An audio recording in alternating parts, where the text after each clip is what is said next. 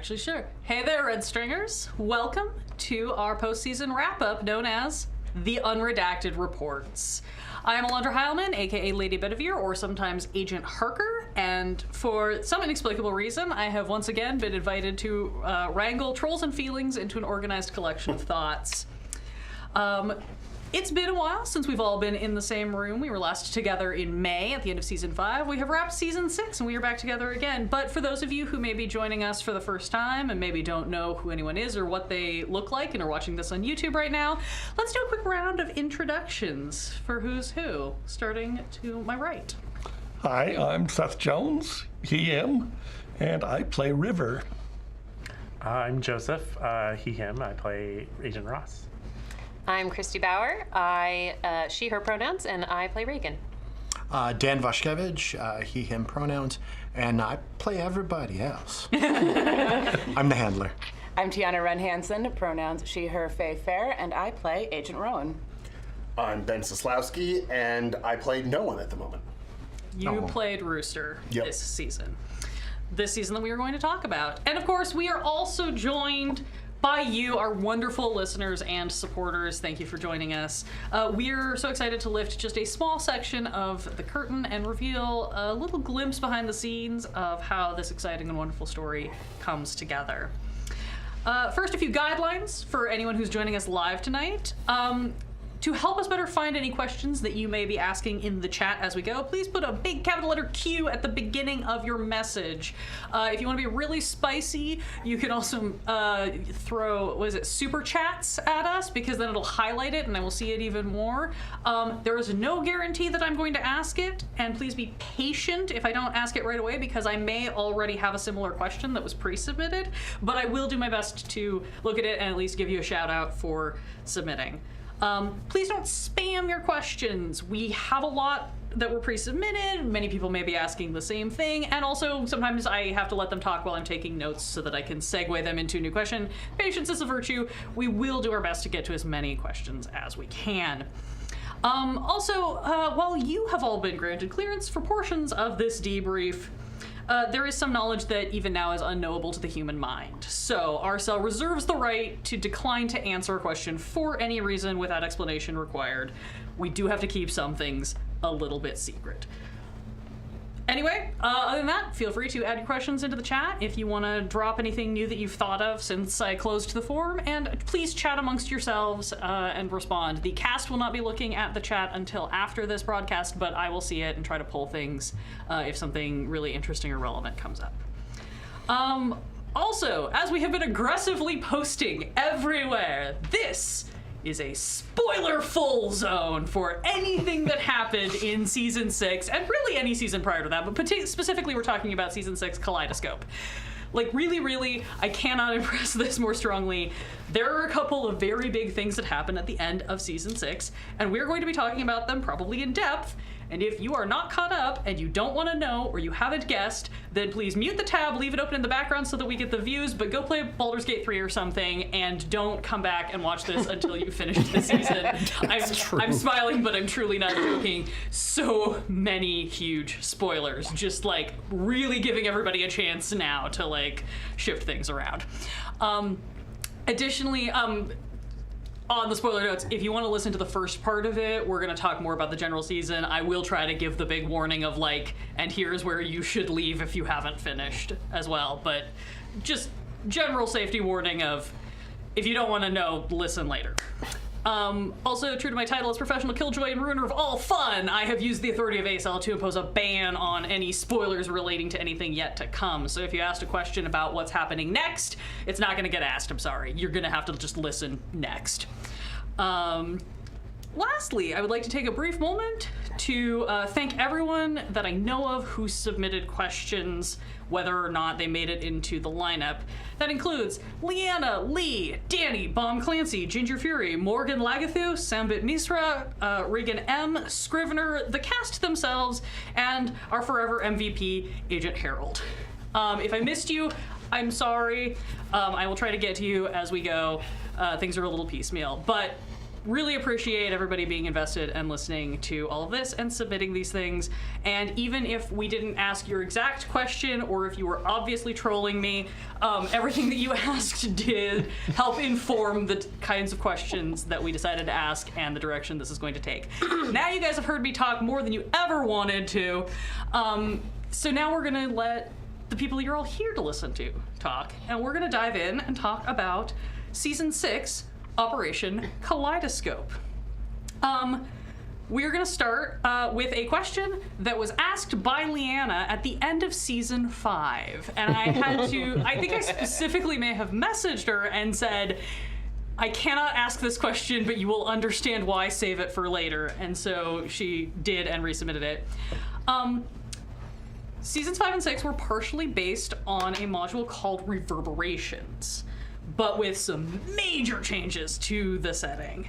What inspired those changes? Was it just to freshen up a module that Delta Green fans might already know, or was it because of some of the certain issues with the source material that are a little bit problematic in their tropes? I'm going to start with Dan, but then if anybody else wants to chime in. So if folks notice, I like having atmosphere and setting as a character.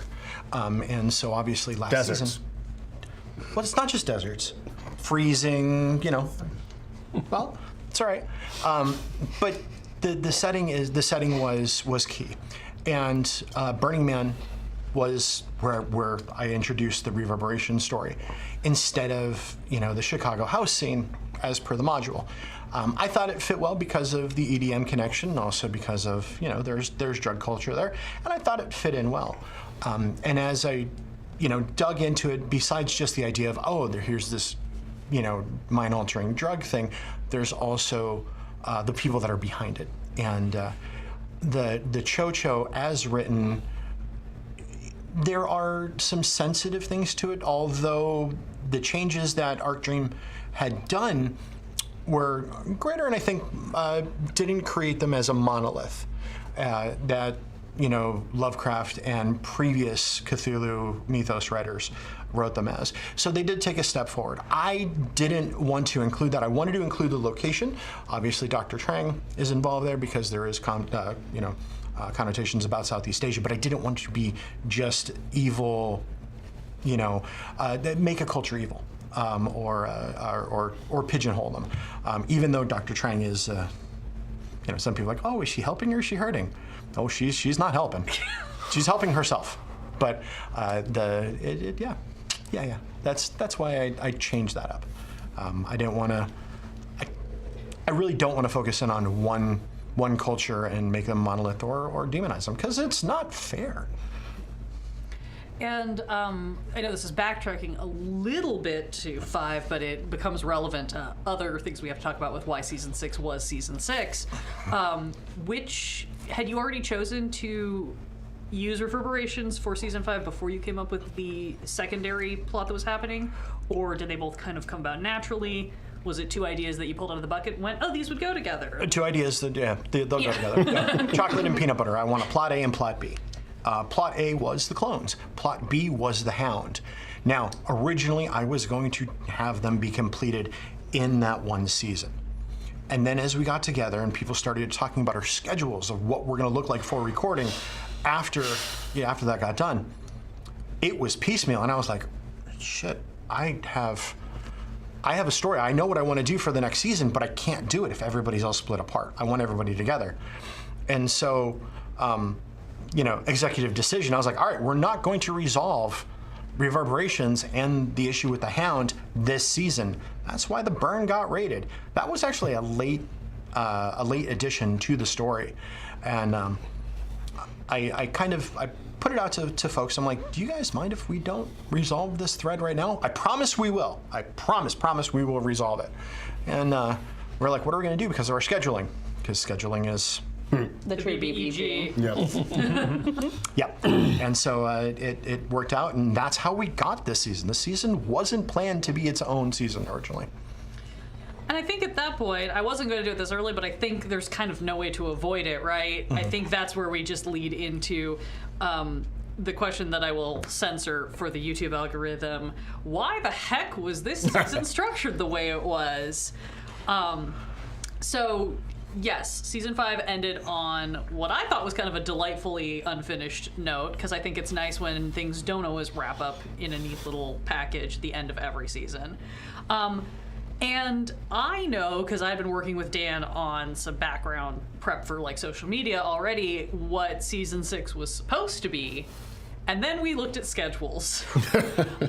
And there was like a 3-month period where we could not get everyone available on the same day at the same time for an extended period of time.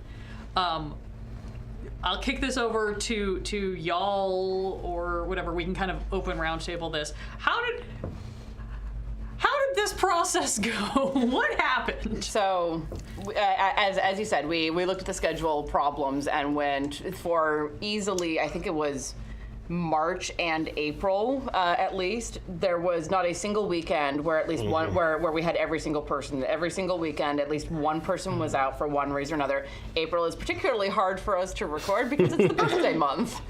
And most of us have birthdays then, so it makes things a little bit. Not all of us anymore. Not all of us anymore, but so we were looking at that, and Dan and I had been talking because we had been talking about having the Hound be like a short mini arc between the seasons to wrap that up.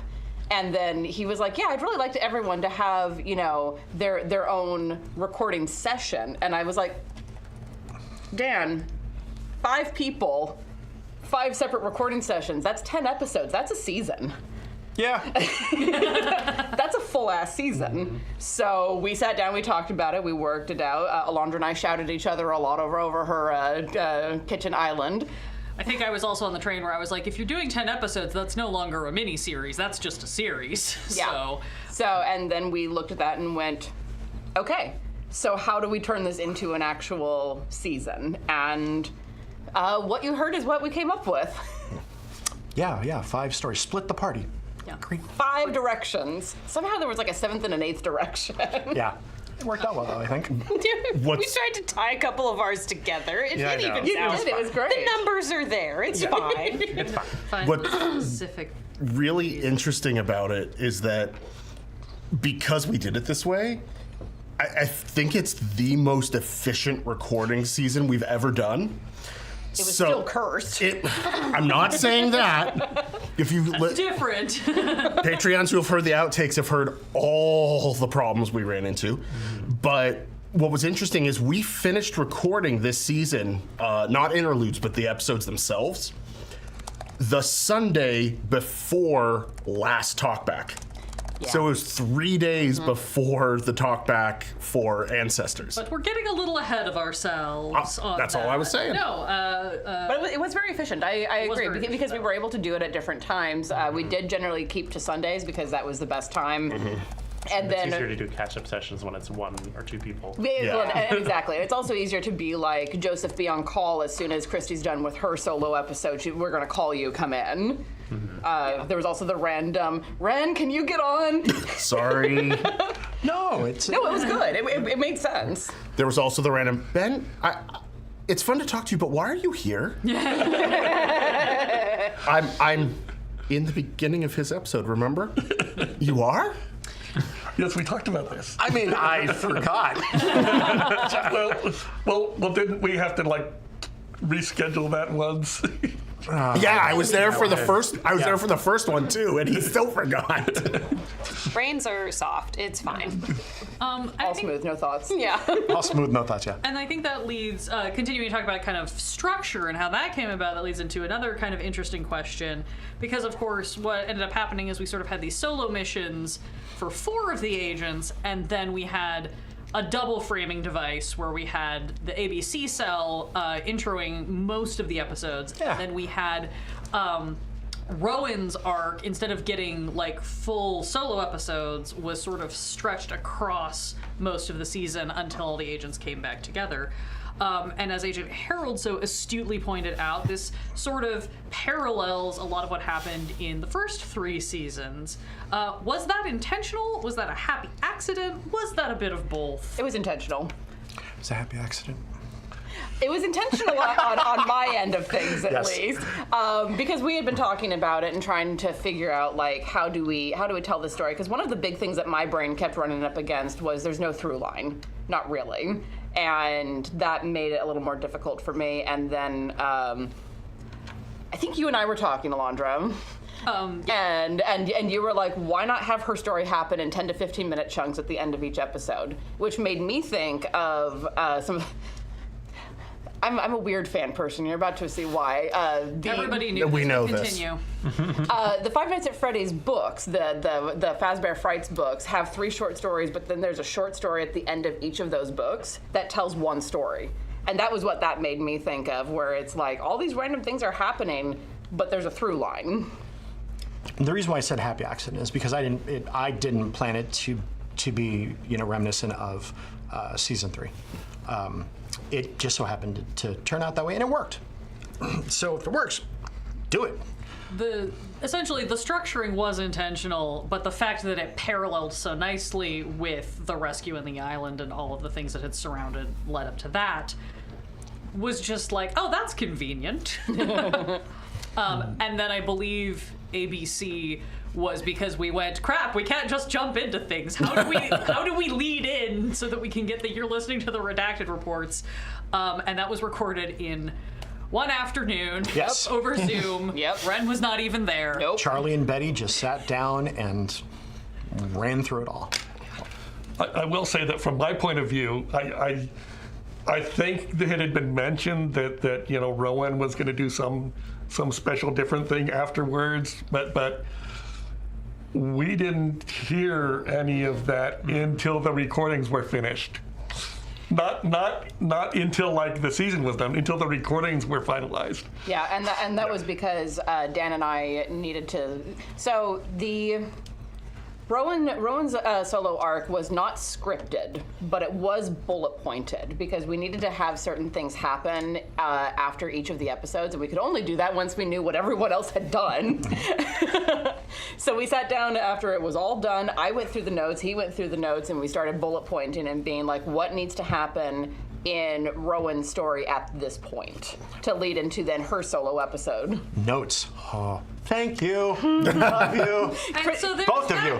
Let's just ask that question. There was a lot of information. This is also an Agent Harold direct phrasing. There's a lot of information in Thank you, detail Harold. running around this season. So please discuss your note-taking strategies and preferences for keeping your stats details and your game info straight. And everybody points at Christy. Well, because here's the thing. We were all very bad at taking notes seasons 1 to 4.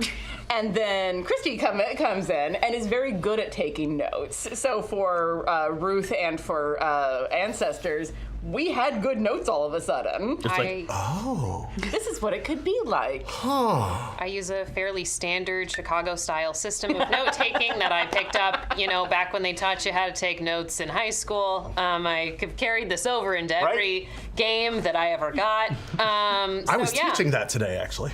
Bravo. I was homeschooled. I think the key part in any game, and I highly recommend this with any game you play ever, have a shared notes doc open to everybody. Mm-hmm. Like, you can have your own notes for all the silly things you want to do, but just taking a basic outline of what happened that session helps you. My God, it helps your DM. I personally love that, as multiple of my DMs are sitting here at this table. Like, yes, notes good. It's also fun to watch as you're playing on this screen and watch the different cursors adding things and adding jokes with each other. That is a great part about this group. Going, I didn't catch that. I wasn't listening. I was looking for a GIF. Can someone fill in what Dan just said? That's an actual note that was taken. Yep. I was the one that wrote that. Thank you. There's a bunch of instances of spelling, Yes. Oh my God, spelling. What was that guy's name? Who And was then, that? wait, how do you do emojis in Google Docs? Oh yeah, we learned completely That was useless me. stuff on top of the fact that it was. This is so useful. while we're recording. Yeah, headers. They actually give you a nice breakdown on the side that you can table tab of through. contents. It's like it's Outline. automatic outline. Yeah. That's a quick hint for anybody using Google Docs. You can turn on pageless format. This is the trick. Use Google Docs because, as you all know, if you try doing it in Word, you will conduct a ritual. Yeah. Oh, yes.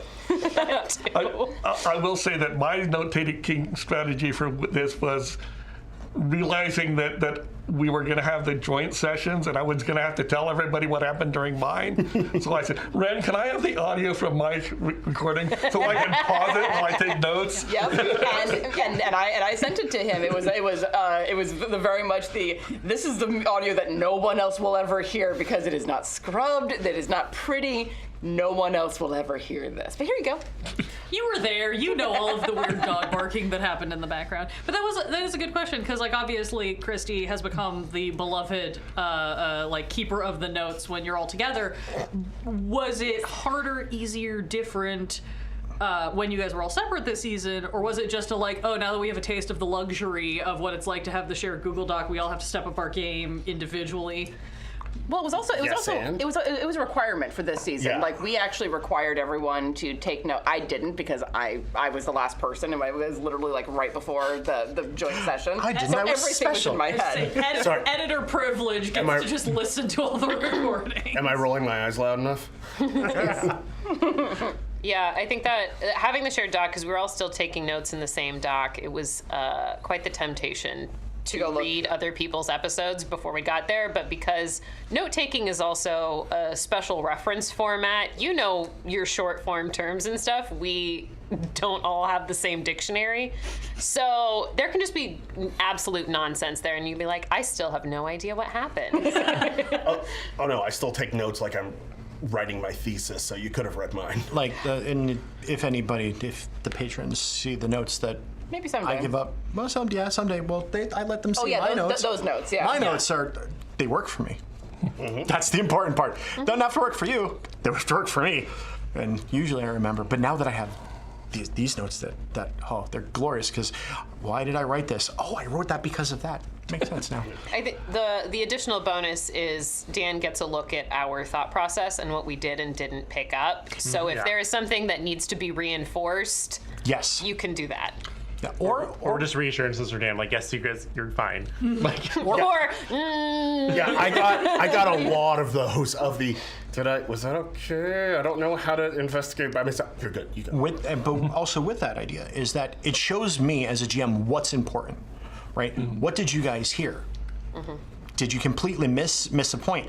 Is it, and I can reflect to see, did I not emphasize it, or is it just not that cool sounding, but X sounds better? Or are we just dumb? No, we're really not. Sorry, You are not. Well, for my part, Banned from self-deprecation. Yes. 10-minute timeout. No timeouts. We can't do that. We don't have time here today. Maybe later. But the idea is that you guys put everything together in one episode, and I didn't say a thing for about an hour, and I just danced and was giddy and was smiling. It was validating. Well, He did this for like 45 minutes. Well, and it was really interesting because I was looking at the notes as we were bullet pointing, and then when I went back and was like editing and listening to them, I caught things that weren't in the notes and things that were in the notes that were inferences that I was like, oh no, this is very interesting. And it was for everyone, where it was just like, that's what you picked up on, and you didn't grab this thing that I thought was super interesting. It was really cool looking at the notes without having listened to it, and then look at the notes again while I was listening. That makes me think I should go read these. I think They're pretty interesting. I do say that I often say that deliberate Dan is deliberate, and I try to be very deliberate in the hints that I either subtly put down or not so down. subtly. Yeah. Clue by four. Clue by four. 2 by 4. Unless you were moving on. Did you have more to say about that topic? Just the one thing you hinted at it. One of the twins. I'm sorry. I'm starting to get this where I can't keep track of who said what in these sessions. But one of you said it is that none of us listened or knew anything about the others until we had that episode where we were all red stringing. Except, of course, for Ren and Dan. I knew a little bit, but I didn't go in super in depth. Yeah. So whatever our characters were saying that was us going, huh? I think it also made for some of the more active QA pings that we had, where everybody was just chomping at the bit to listen to the next episode because we literally had no idea what was in it. I was getting those episodes out as fast as I could because I was like, no, here, you guys have to hear this. It's great. Well, and also to a point of like, you guys had already recorded the episode where you were together sharing information, and it's that truly organic, like somebody mentions something and then somebody else goes like, brr, what do you mean? And like brings in the piece that they have, but then being able to go back and be like, where did you get that from? What do you mean she was eaten? Like, like those, Or the stuff that Ross had never told anybody. Oh yeah, no, there were things in there that Ross and Reagan did not tell the group. We also had our choice. first. Yep. We debriefed each other first in our Yes, we did. episode 8, We're like, okay. and then we went into the not group telling debriefing. them. And then we did. It was just kind of an agreed upon. Like, we just don't mention Wilbur. I'm just waiting for that to come back and bite you in the ass. Oh, wait. It already has. Multiple times. I'm sorry, who's Wilbur? Don't worry about it. Don't worry about it. Wilbur's some pig. We met him up in the forest. It's fine. And I guess this feels like a pretty good segue because we're already kind of talking about this. This was from Sambit Misra asking, was it any more or less challenging to edit this season, given that people were not meeting at the same time and that you had all these disparate things? Was it more difficult? Was it less difficult? Do you want to talk about any of the particular curse of this season? I'm going to slightly spoiler and say we're going to have an entire section for season 7 labeled the podcast that didn't want to be, but that's a problem for later. Yes. For now, this season was actually easier to edit in a lot of ways because this is the first season that I truly did the fully split tracks method of editing, and learning how to do that on 2 to 3 tracks at a time was a lot simpler than doing it on 6. Because what I always used to do is I would scrub and then bring everything down into one file and edit from there. And if I'd missed something, then I had to go back and open the whole thing. I have started doing it where the tracks stay separate forever. You're welcome. Yep. We've heard this story. Yes. 5 years of fighting about this, or 5 seasons of fighting about this. In fairness, we only fought about it for one night. Sure. There was only actually a fight once, and then I came back and looked at it and went, Sure. damn, she's right. So this was the first season that I was really working with the split tracks, and it was easier because I was able to see everything at once, which was great. I was only dealing with 2 to 3 tracks when I was doing the main editing pass. And then I could establish what the different, I have different tracks in my files that are labeled The Twins Investigate, Rooster Investigates, River Investigates. Rowan has her own thing that was specially composed. Thank you, Alan. So I was able to play with all those different things, which actually made then 10, when everyone came back together, super easy to edit in some ways because you all already had your investigation music. I just had to go grab that and put it under you telling the story of what happened, which made it so much easier. So this season was actually one of the easiest ones I have ever edited. And that will never happen again. Next season might be. Might be. We'll Might be. We'll get there. We'll get there. We'll get there. Just might be. Cool. We'll get there. It's just a damn track. So I think this is a good question to kind of seg back into continuing to talk about this structure, because I think it was a really interesting thing, and clearly, not necessarily the way that we always would want to run a season or play a game specifically, but it was an interesting experience. So I want to use this question to kind of get back into talking about both the process side, but also the content side, what it was like playing. I believe this is also an Agent Herald. Can you talk about how the schedule and the style impacted you as players or as the GM, and how it impacted your characters? And specifically thinking about really good example, our disaster twins, Ross and Reagan, came in together on a shared arc. Have played a full mini arc together, just the two of them, played a full season with the group, and then this season had to split off. Not as much as everybody else, because besties for life, but they did have to go have some of these encounters fully on their own. And we know we forced River to do Heck in Bedlam a couple seasons back, but also like having to go off on his own. And Ben's talked before about like Rooster is not necessarily built to be an investigator. No, I said Ben is not built to be an investigator. but you also then couldn't lean on your roles to help you. Yeah.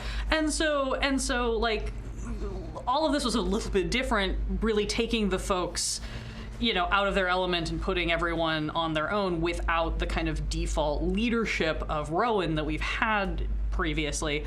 So what was that like? You could talk about this on a meta level of like what it was like as a player doing a one-on-one with your GM, or like what was it like for your character? Did you find new growth and new interesting things about your character? Did you just kind of stumble through it in the dark?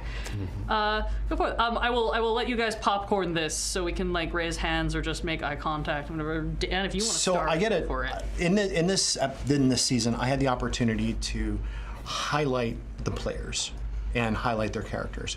I didn't have to worry about them sharing the spotlight with anyone else, except in the times when they were, together. Say when Ross and Reagan were together. But they share it well. The chemistry there is fantastic. But beyond that, I was still able. I'd like to do that in my home games. So being able to put it into the Redacted Reports was really nice. And then we get to see more of the players just beyond what's going on in the world, even though they're in full investigation mode, right? They're it's not a home scene that's just like an interlude where you see what's going on in the family, but you do get to find out the inner workings. And you kind of lean on it, like River sadly getting lost in a book again. I mean, it happens. And that episode running. It happens. Every time. This is why we keep him away from the book. Hey, whose idea was that? Absolutely mine. I just didn't expect you to fail. It's Seth's dice. Why wouldn't you? I think I learned before now, because the Chaos Gods have been wanting that dice. They've been prepping them from well beforehand. But that's another story for another day. That has nothing to do with TRR. But it gives me an opportunity to shine spotlight and to pull out more out of the characters. With Rooster, the idea of two military guys sharing stories in a bar, with a couple other folks, there's a camaraderie there that Rooster couldn't have with any of the other members of our cell. Well, current members. Yeah. Current members, true. Yes, current members. And even though there was still connection with Cappy, but Cappy was, Rory was still an officer. Right. But yeah, that's true. It's the difference between the NCOs and the officers. And also Air Force and also a doctor versus an active serviceman. So it was a different sort of... I mean, he was still an active. Sorry, wrong terminology. Again, I'm a civilian. I do research, but... And even that, it took Rooster Nori a long time to actually, have scenes. Afghanistan. Afghanistan was the first time it really happened. In Afghanistan. I mean, I can jump in since you touched on it already. My 2 episodes, the first one was fun because it was just Rooster leaning on intimidation, which is just Rooster. I've been doing that since day one. And it was great. Dan told me afterward, I was like, did you expect that to happen? I didn't expect to have to arrest you. Yeah. I didn't expect him to commit larceny. I really didn't. Yeah. I thought he was going to pay, and he left, and I'm like, shit. It's on camera. Where do we go from here?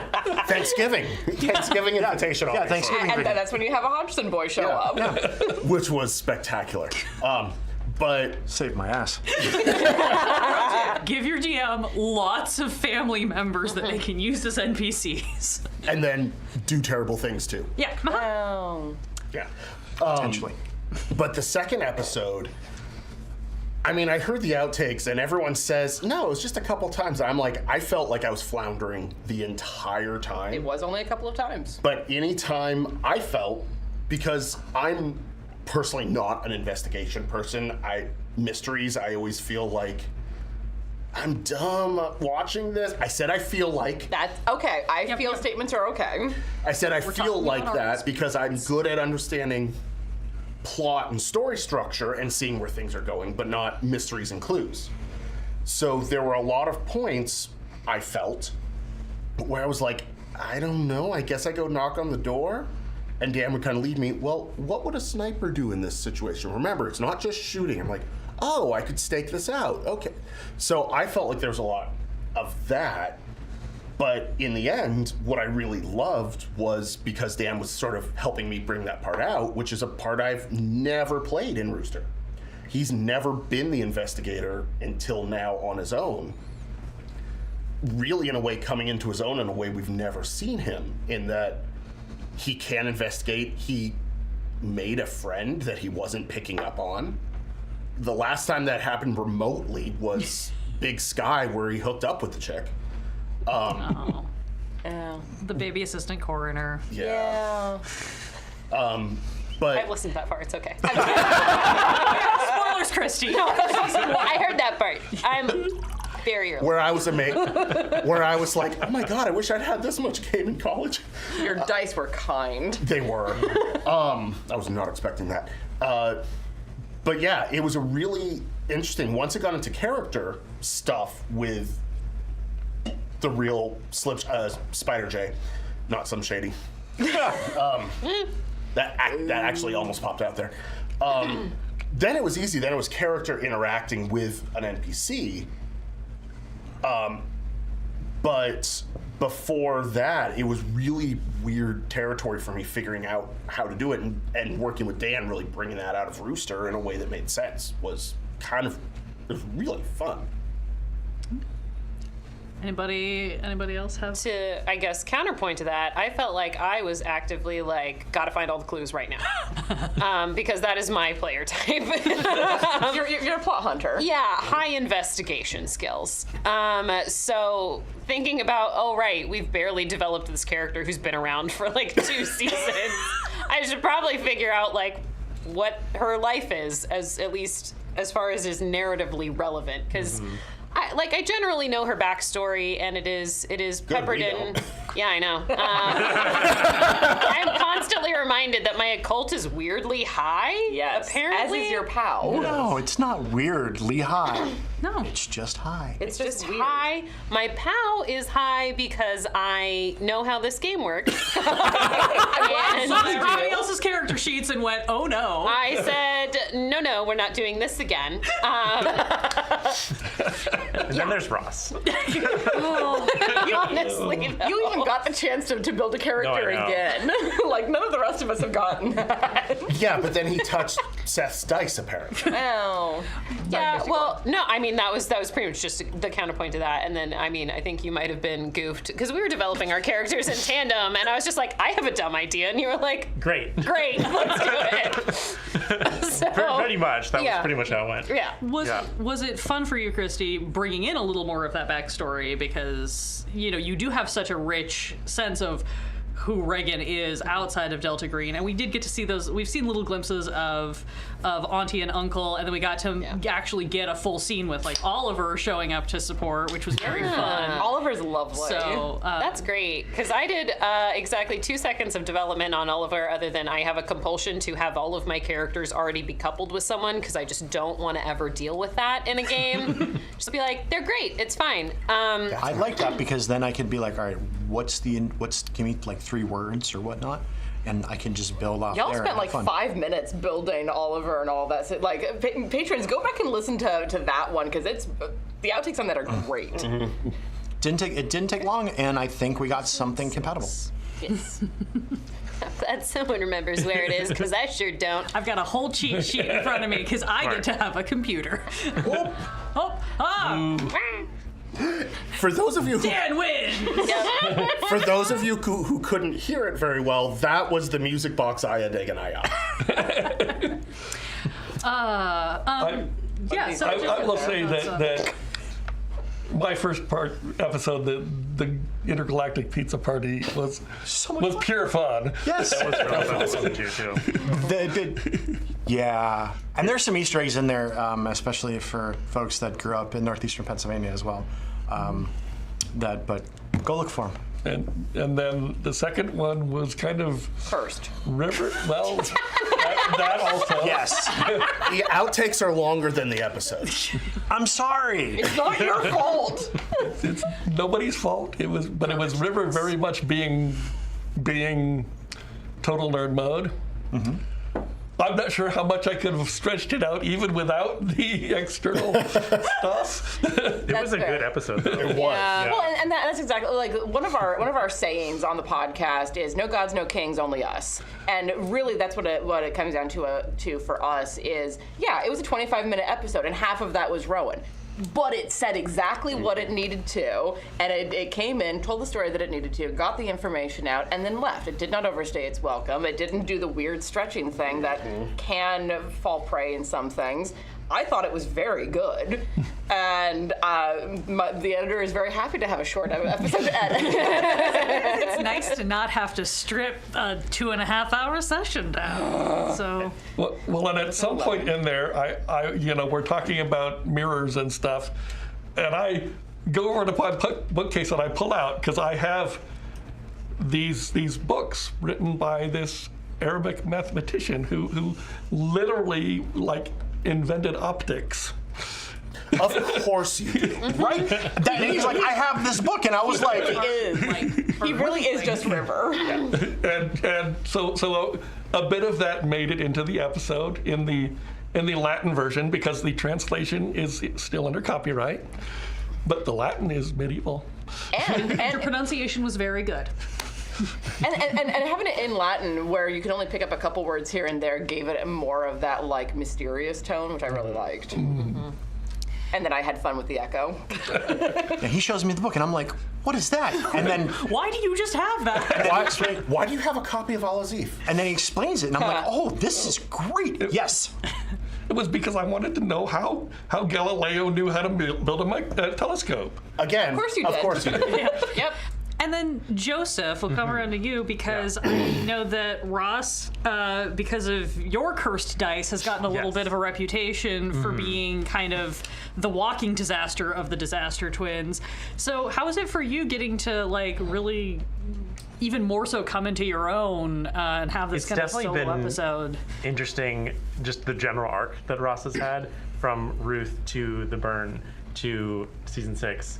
Just the first half, 2/3, 3/4 of that is just not really a lot of Ross's control. I had a bad dice roll on a couple times where after I think that any of us would have done, 100%. and it's just kind of impacted that's just how it went. And so it's been interesting after that, kind of okay, where does Ross go from here? How does Ross come into more of his own? Because at the beginning it's very much I don't know. It's been interesting. Well, because at the beginning of Ruth, we were introduced to these characters who are very strong personalities and have it together, and are immediately thrown into a situation where even if their dice rolls are good, they're kind of screwed. Yeah. So Yes. Here, drink this. just watching the I mean, that was just trajectory. you're in the snow, good luck. Yeah. Basically, yeah. You're in the snow with no car, and a wind monster is trying to kill you. Have fun. Yeah, the Sensible, lady. but non-sensible shoes. Just nice shoes, though. Yeah. And meanwhile, the dice are making you a schlemiel. Yeah, so it's been fun. It's been fun, and this will continue later on, just to kind of grow Ross a little bit more intentionally. And a lot of things have happened to Ross. Not a lot of, He hasn't felt like he's had a lot of agency. Not by any fault of anyone. Right. No, But because of what happens with the dice and just the curveballs, he keeps being the one who picks up the wrong gel and holds it over his eyes for that moment. So I'm excited to see how he comes into his own with more agency. Yeah. I think working with you doing the Alaska with Rory. I was gonna say that was one of the first times because I wasn't involved with season 2. Yeah. And so they got all the taste of Dan before I did, so that was really the first one. It was one-on-one. Oh, true. So that was more, so it wasn't that new to me to have an episode a one-on-one with me and you, but it was because a lot of that kind of learning how to do it I did for Alaska. Yeah. So I felt that wasn't a hurdle I had to jump to do this episode, which was fun. I think it helped our episode that we did, because we already did something similar, just the two of us. Where everyone else, I haven't really had that opportunity. Well, I had with Ren and Rowan, everybody else was kind of like, all right, cool, we're just gonna do it. Well, we did have Beck and Bedlam and whatnot, but yeah, it was we had I think we had a good rhythm with everything, especially the solo Ross stuff. I really like the solo Ross stuff a lot. What's interesting is you're saying about really getting into Ross as a character, and granted he hasn't had a lot of agency, but in some ways I feel like so far I know Ross better than I ever knew Rory. Interesting. Because, and maybe it's just your comfort as a player or in the medium, or because you're playing off of Christy in different ways, but I feel like I get Ross, like as a listener, a lot more than I ever really understood Rory. I think that is actually a perfect segue into the next question that I wanted to ask, which is, now we've played a full season together. I keep saying we like I'm involved. Sorry, guys. You literally were. Agent Betty. You were. Yeah, okay, Betty. It's because I'm just like here in the background hearing all this stuff in advance because I'm writing the like. And on the Discord. You actively And hearing damaged us us in the ranting. podcast, so And you also hear all of us just swear in your direction. I do about have what's all going of the on. DMs for everybody who just needs to like be like, I need to tell you what just happened in this episode, and you're not going to have context, but you're going to get it. You're going to cry. And you're going to see the GIFs that show up in. Oh, I do watch Yeah, the yeah. GIFs when they're recording. It's very funny because I'm like, I don't know what's happening, and yet I know exactly what just happened. But the question game we've be strong. had there's now been a full season that you played together with the new the RSL 2.0, as I call it, in all of my files, where we had we've had Reagan and Ross joining the team, and then we immediately had a season that was kind of split apart and then put back together. In whatever way you want to expound or not, it doesn't have to be super intensive, but how has that dynamic changed for your characters? Like, have your characters' opinions of each other, of the new kids, has that changed? How are the twins feeling about their involvement with Delta, other than why us? The perpetual question. that's a question at the top of my brain all the time. But like, Why are we here again? Why did we do that? sometimes I go back and self-aggrandizingly re-listen to the season trailers, which is like the one piece of the main feed that I cut because usually Ren is doing 1,000 other things. No, more than that. I'm going to say this. You are much better at trailer editing than I am. I am bad at picking out like the moments that are the most like dramatic and tell a little bit of what's going on and whet the appetite. I am bad at that. You are an excellent trailer editor, and I'm going to keep making you do that for as long as you're willing. And go back and listen to the last 2 seasons trailers and catch what it makes you think is going on now that you know what's going on, because we listened to that at that point and we're like, oh my God, they're gonna think this. Yeah, go back and listen to the season 6 trailer now that you know that was pulled from 3.5 separate episodes. Anyway, but I was re-listening to the season 5 trailer and was reminded of sort of the like record scratch cut that we did of utilizing all the stuff about Rooster kind of talking to Ronan, being like, what the hell are we gonna do with these kids? They're gonna get themselves killed and things like that. But how has it changed? How has everybody changed now that you've been through a couple of really harrowing missions together? If there's anything you want to speak to on that from kind of the character perspectives. Yes, but again, Yours will probably kind of come up in a little bit Yeah. too. So if you want to hold, I know you've got some thoughts, but we can hold on that Yeah. if you want. okay. I have to say, River still doesn't know them very well because if you paid attention at the burn, He was almost never he with was them. almost Yeah. never with them. Yeah, it was almost always split. Opposite. That's true. You were always River was was- always kind of off on his own, or with was- or Rowan, with because Rowan. Rooster Or was with Rooster. babysitting. Yeah, and then Yeah. you guys. Or it was River and Rooster again. Yeah. The original Disaster Twins. Hey. By the way, can I just say, I called them the Disaster Twins as a joke once. And then because the whole time during season 5, I was trying to come up with what Rooster would call them. And I decided he was going to call them Disaster Twin number 2. Oh, that's right. Both of them were Yeah, disaster twins. both of them were Disaster Twin number 2. It didn't matter which one he was talking about. It was always number 2. And I just love the fact that it's stuck. I know it stuck for me personally because I had started referring to twins when we did Dragons of Stormwreck Isle on Quests and Chaos. Yeah. And that's because, where I kind of took it from. because they came in with accidentally almost the exact same character build, and immediately it was the most hilarious thing we'd ever seen. Almost the same energy. It was beautiful. Beautiful. I literally met Matt that day.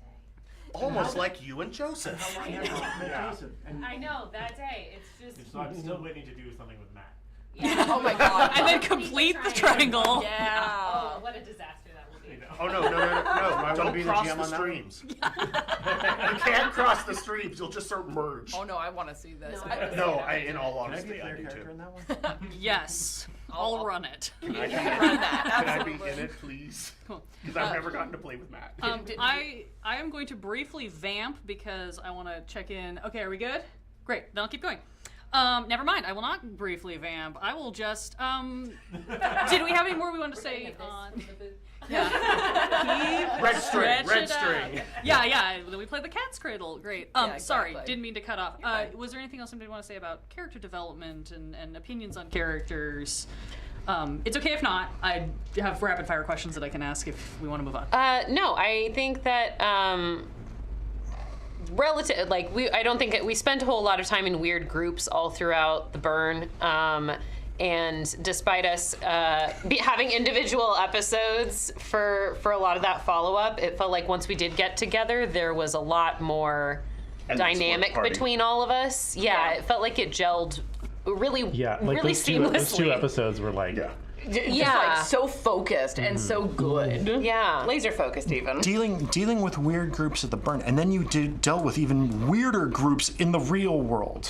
In the mundane world. Which, and then we split the party immediately. Oh, you in know. episode 11. We'll get there. We'll get there. We just split the party a lot. That was our whole thing. Well, yeah. All I was going to say is that it was done with a purpose and it worked. Yeah. That was all I was going to say. Well, and that is actually a good point that we will talk about more when we get to that, because so often the joke is like never split the party, and this was actually an instance where everybody looked and went, we have to split the party. It's the only way to make this work. But wait, no, oh god, that just means more work for me. Yeah, and then all of no, these I keep threads. track of it. On the editor side, no, please keep splitting the party. It's much easier to only have to scrub 2 or 3 tracks at a time than having to do all 6. No, you can't be happy at the same time. I'm so sorry. I'm going to be happy at his expense. It's great. From Rowan's perspective, getting to like see the Disaster Twins, because I mean she's already well established with River and Rooster. She knows who they are in her 5-man band. She thinks in story, because I think in story. Oh, we've had conversations about that from like day Season 1. 2. Yeah. But so she very much. She was holding. She was reserving opinions on Ross and Reagan because she was like the burn was rough. She knew the burn was really rough. It was rough on the original members, and then she was just like, I can't even imagine having that be your first actual mission. So for her, she was like, I'm gonna wait and see. I'm gonna reserve judgment because there's potential here. I can see it, but I'm waiting to see what happens. She has her eye on Reagan as her replacement someday. Which is my absolute nightmare. because now after all of this, she's like, yeah, no, it's nice to have the more boss bitch energy in this group. I mean, snaps for that. I said exactly that. Yep. Nobody fucks with my bitches. And I love her so much. but with Ross, she very much had. She was very worried about Ross. I think very much being like, God, appropriately. They're in over their head, and I'm really worried. Like, is this gonna kill them fast? And in that process, is it going to be fast or is it going to be slow and take other people with them? Like, there's a couple ways this could go, and she was worried about all of them. But now after this, she's like, you keep your head in an emergency, and that was what she was waiting to see. Just when he's not high. Well, and like that's anyone DJs when they're can not happen high. to anyone. Yeah. As we established. I want that on a shirt. It's on the list. DJs can happen to anyone. DJs can happen to anyone. Beautiful. I have an audience that I could send that. I have friends. Absolutely, but yeah, she has a much higher opinion of Ross now, actually, because she was like, the burn was weird, and you were kind of like lost puppying around even at the very end. But then she was like, no, you've got a good head on your shoulders. you're just gonna have to see what happens next, I guess. I think the balance would have had your dice been more forgiving. I think we already kind of built in that dynamic of Ross and Reagan have always been looking out for each other because they've been friends for so long. Like, they know how to go into a dangerous situation. Somebody is always the DD. There is no playing around with safety in that regard. Yeah. It just so happened. Rooster at the burn. Well, right. It just so happened that it was constantly Ross who was the one that needed to be watched out for in a lot of situations. So I think had things been a little bit different, we would have seen more Ross getting the opportunity. Yeah, and I think we talked about that at the last Talkback. Yeah. About how you originally intended different, like, kind of swap storylines. Yeah. A little bit, just based on dice And that's just how it goes, because the dice tell the story that they tell. Yeah. Adapt and overcome. Yeah. Yeah, I mean, to be fair, like, the burn was a bad place for anyone to show their best side for a group of people who had never been to the burn before specifically. So, like, no hard feelings to anyone who licked the science or anything while that was happening. Covered in science. I forgot my mug. I'm so mad. You too can get a I'm Covered in Science mug at the Redacted Reports podcast website. There's my terrible plug. Okay, let me go real quick. I think it's time. We've been going for about an hour, so I think it's time for a popcorn question. This is the question where I ask, you do not have to explain it. This is kind of just a quick, more like show of hands, like pepper it in. I like this one from Danny because it's kind of funny and it's very fun. I know Dan specifically doesn't read the fanfic. Nope. But I caught the reference to one of the stories. After I told you. Which of the cast read or avoid Redacted Reports fanfic? And for those who don't read it, how aware of it existing are you? We're just going to quickly go around the table. I want, like, just short one-sentence answer. Ben. I read Danny's. Okay. And what? Yeah. Cool. That's it. Says it all. Ren. I've read all of them. Great. Dan. I don't read any of them, but I did happen to go back and glance, because... Where did you glance? I glanced. Cool. I glanced and went, oh, more? No, I cannot read more. More? Nope, cannot read more. But then I did catch, though, something. Westlake. That sounds like a fantastic place to set this very affluent area. That would be great. Now, if there's just a couple's getaway there. Christy. I'm forever scarred. I have not read anything. I was warned immediately upon joining this podcast that it did exist, and I had to make my peace with that in my brain spot. That's fair. I have not read any because time. That's fair. I'm aware of like have heard like kind of what is out there, like what's like. I know there's a lot of like Rowan Rooster stuff, and I know that there was some Rory involved in some of it, but I have not read it. Oh no, I did not see that one. Not in that. No, not in that one. I know a separate one. Yeah. Seth. I have not read any. I try my best to pretend that it doesn't exist. Except that, you know, I roll my eyes every time Dan puts me in a position. We make our own fanfic. Which position? We do in fact bait the writers now and again. I'm sorry, not at all sorry. But on that note, please, for those that write it, that enjoy writing it, please keep writing. It's fun. Absolutely. The reason why I don't read it is not because I don't want to. I want to read it, but I do not want to unconsciously plagiarize ideas, because there are so many good ideas and you guys write really good stuff. I want to make sure that if I use something, I credit people properly, and crediting something from AO3 might not be a good look.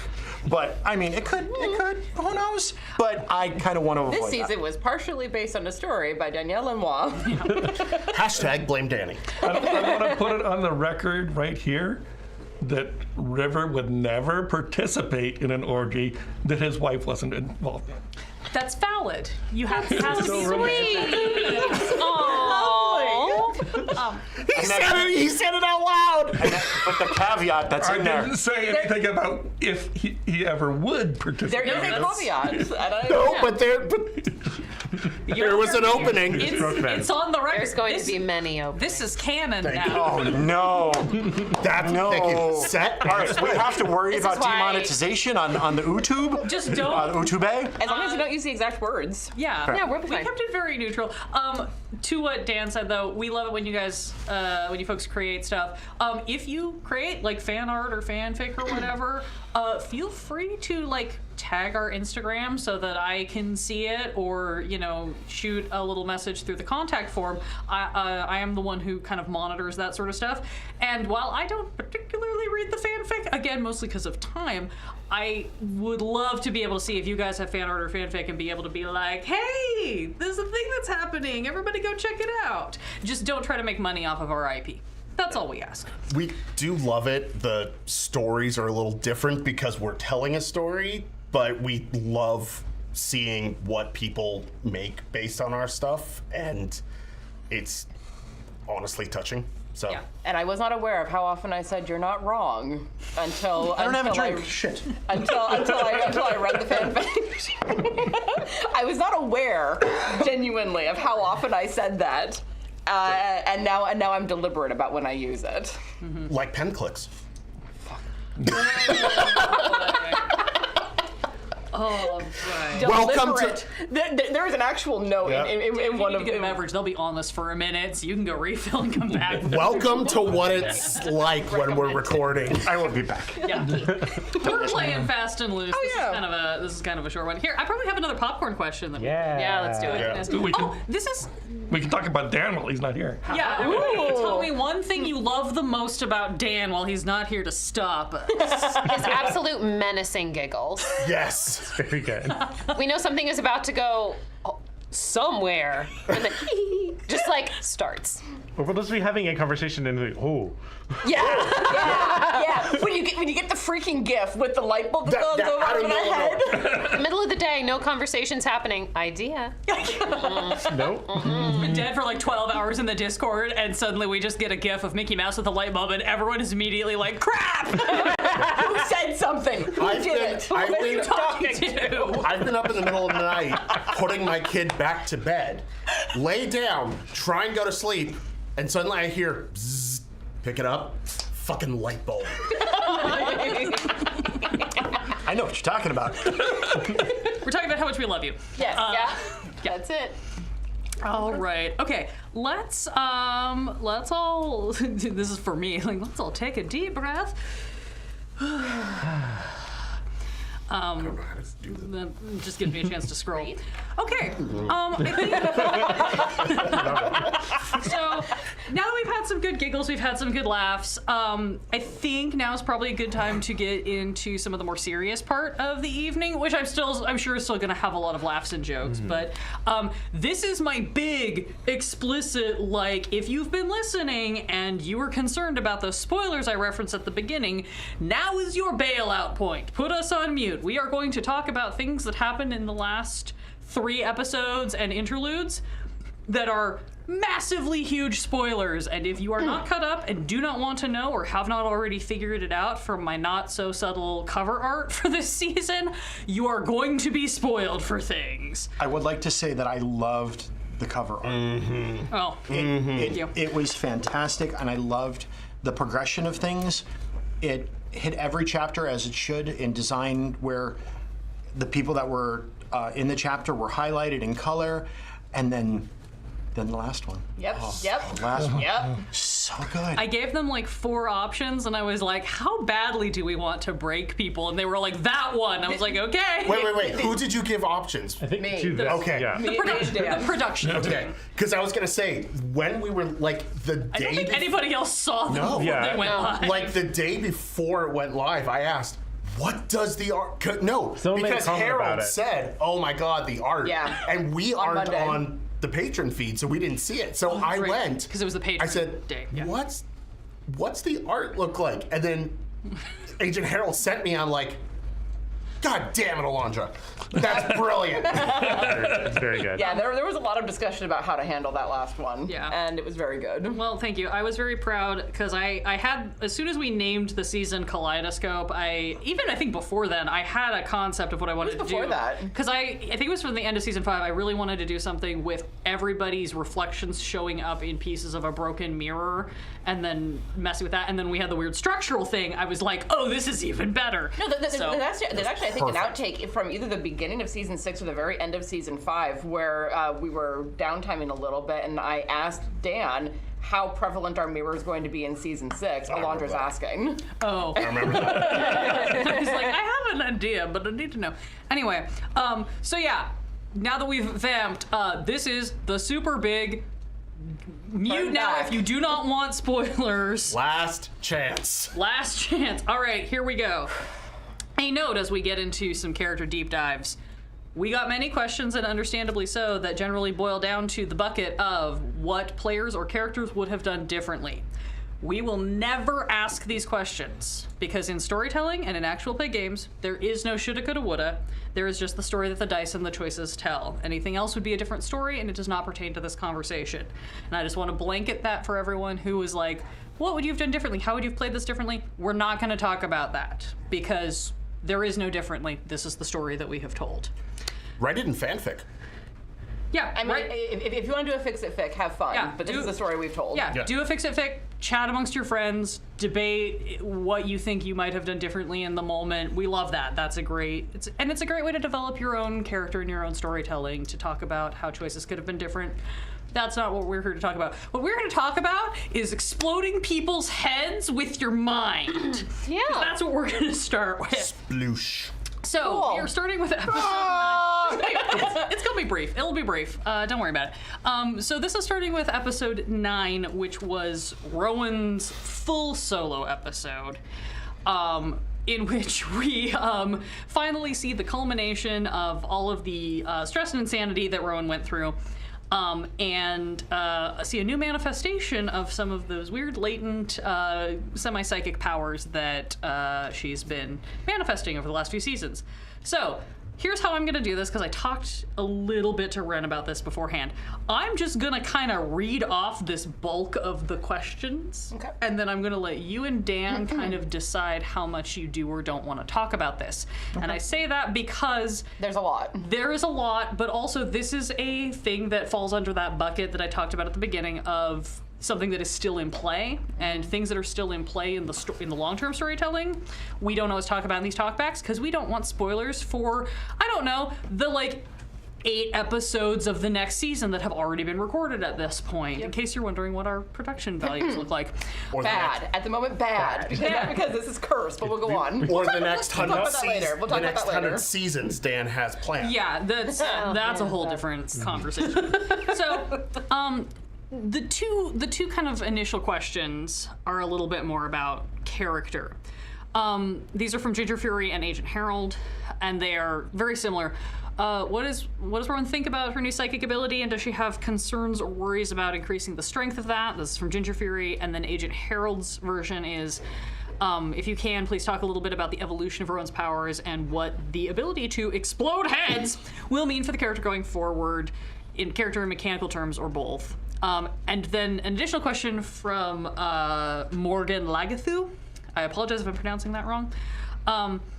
Where did Rowan's powers come from, mechanically speaking? Is it homebrew? Is it from a supplemental book? Is it something adapted from the Handler's Manual? And how much did you two work on them together versus is this just something in Dan's head? So I'm presenting all of those in one big block. Sorry, that was a word No, salad. that's fine. Why don't you start with where the powers came from? Talking about the Because mechanics a little bit. yeah, because I can speak to the first that I knew about it. The first that I heard about what was going on with Rowan was when Agent Quinn was being interviewed with the program, and the program the director specifically said that there was an FBI agent who was showing psychic abilities with the Outlaws. And I heard that because I wasn't in that recording. I heard that and immediately messaged Dan and went, "What? Is there something you need to tell me? No. Because I'm not telling me this. familiar with this." It's all in my head. Mostly. No, it's all in her head. Yeah, or other people's heads, but they're now on the floor. So Heads are everywhere. Heads are everywhere. It was a homebrew, and it started when I needed a tie in Shrimp Farm, and because I wanted to make Shrimp Farm my own, and I didn't, as you guys notice, you folks notice, I adapt all of the pre-written stuff to make everybody fit, but I also change some of it. In Shrimp Farm, as it was written, everybody gets talked to by Father. And I was like, no, I don't want to be in everybody's head, because then it loses something special. So I'm like, let's find the FBI agent. Let's do it that way. And went with that, and then it just grew as we developed more into Rowan's background of, in the cult and being captured and what was going on and how neat the cult was, because the cult was cool. To answer your previous question, yes, she was. Yeah. Spoilers, Christy. Yeah. I'll figure it out eventually. Yeah, You're never going to listen to season 2. It's fine. At the rate I'm going. Hey, you'll get through like 6 in a day. It's just those days are Months apart. yeah. Mechanically, though, I have something written down at home that Ren does not see, no one sees, and it has, as it progresses, and if you've noticed, as it's gotten stronger, the cost is even more, and I've even hinted as to what the next cost would be, because it's game changing, literally, and also life changing, and it should be powerful. And I've talked about how when we do these games, Delta Green is a very dark subject matter, and the characters are the reason for the light. And it seems like, things come up roses-ish, right? There is still dread. There has to still be dread there. And there has to be sometimes, exceptional costs for exceptional abilities. Which was something that Dan and I talked about, because to what you said, I came up with the suggestion of her drawing on those psychic powers to explode Weber's head. That was my idea. Yeah.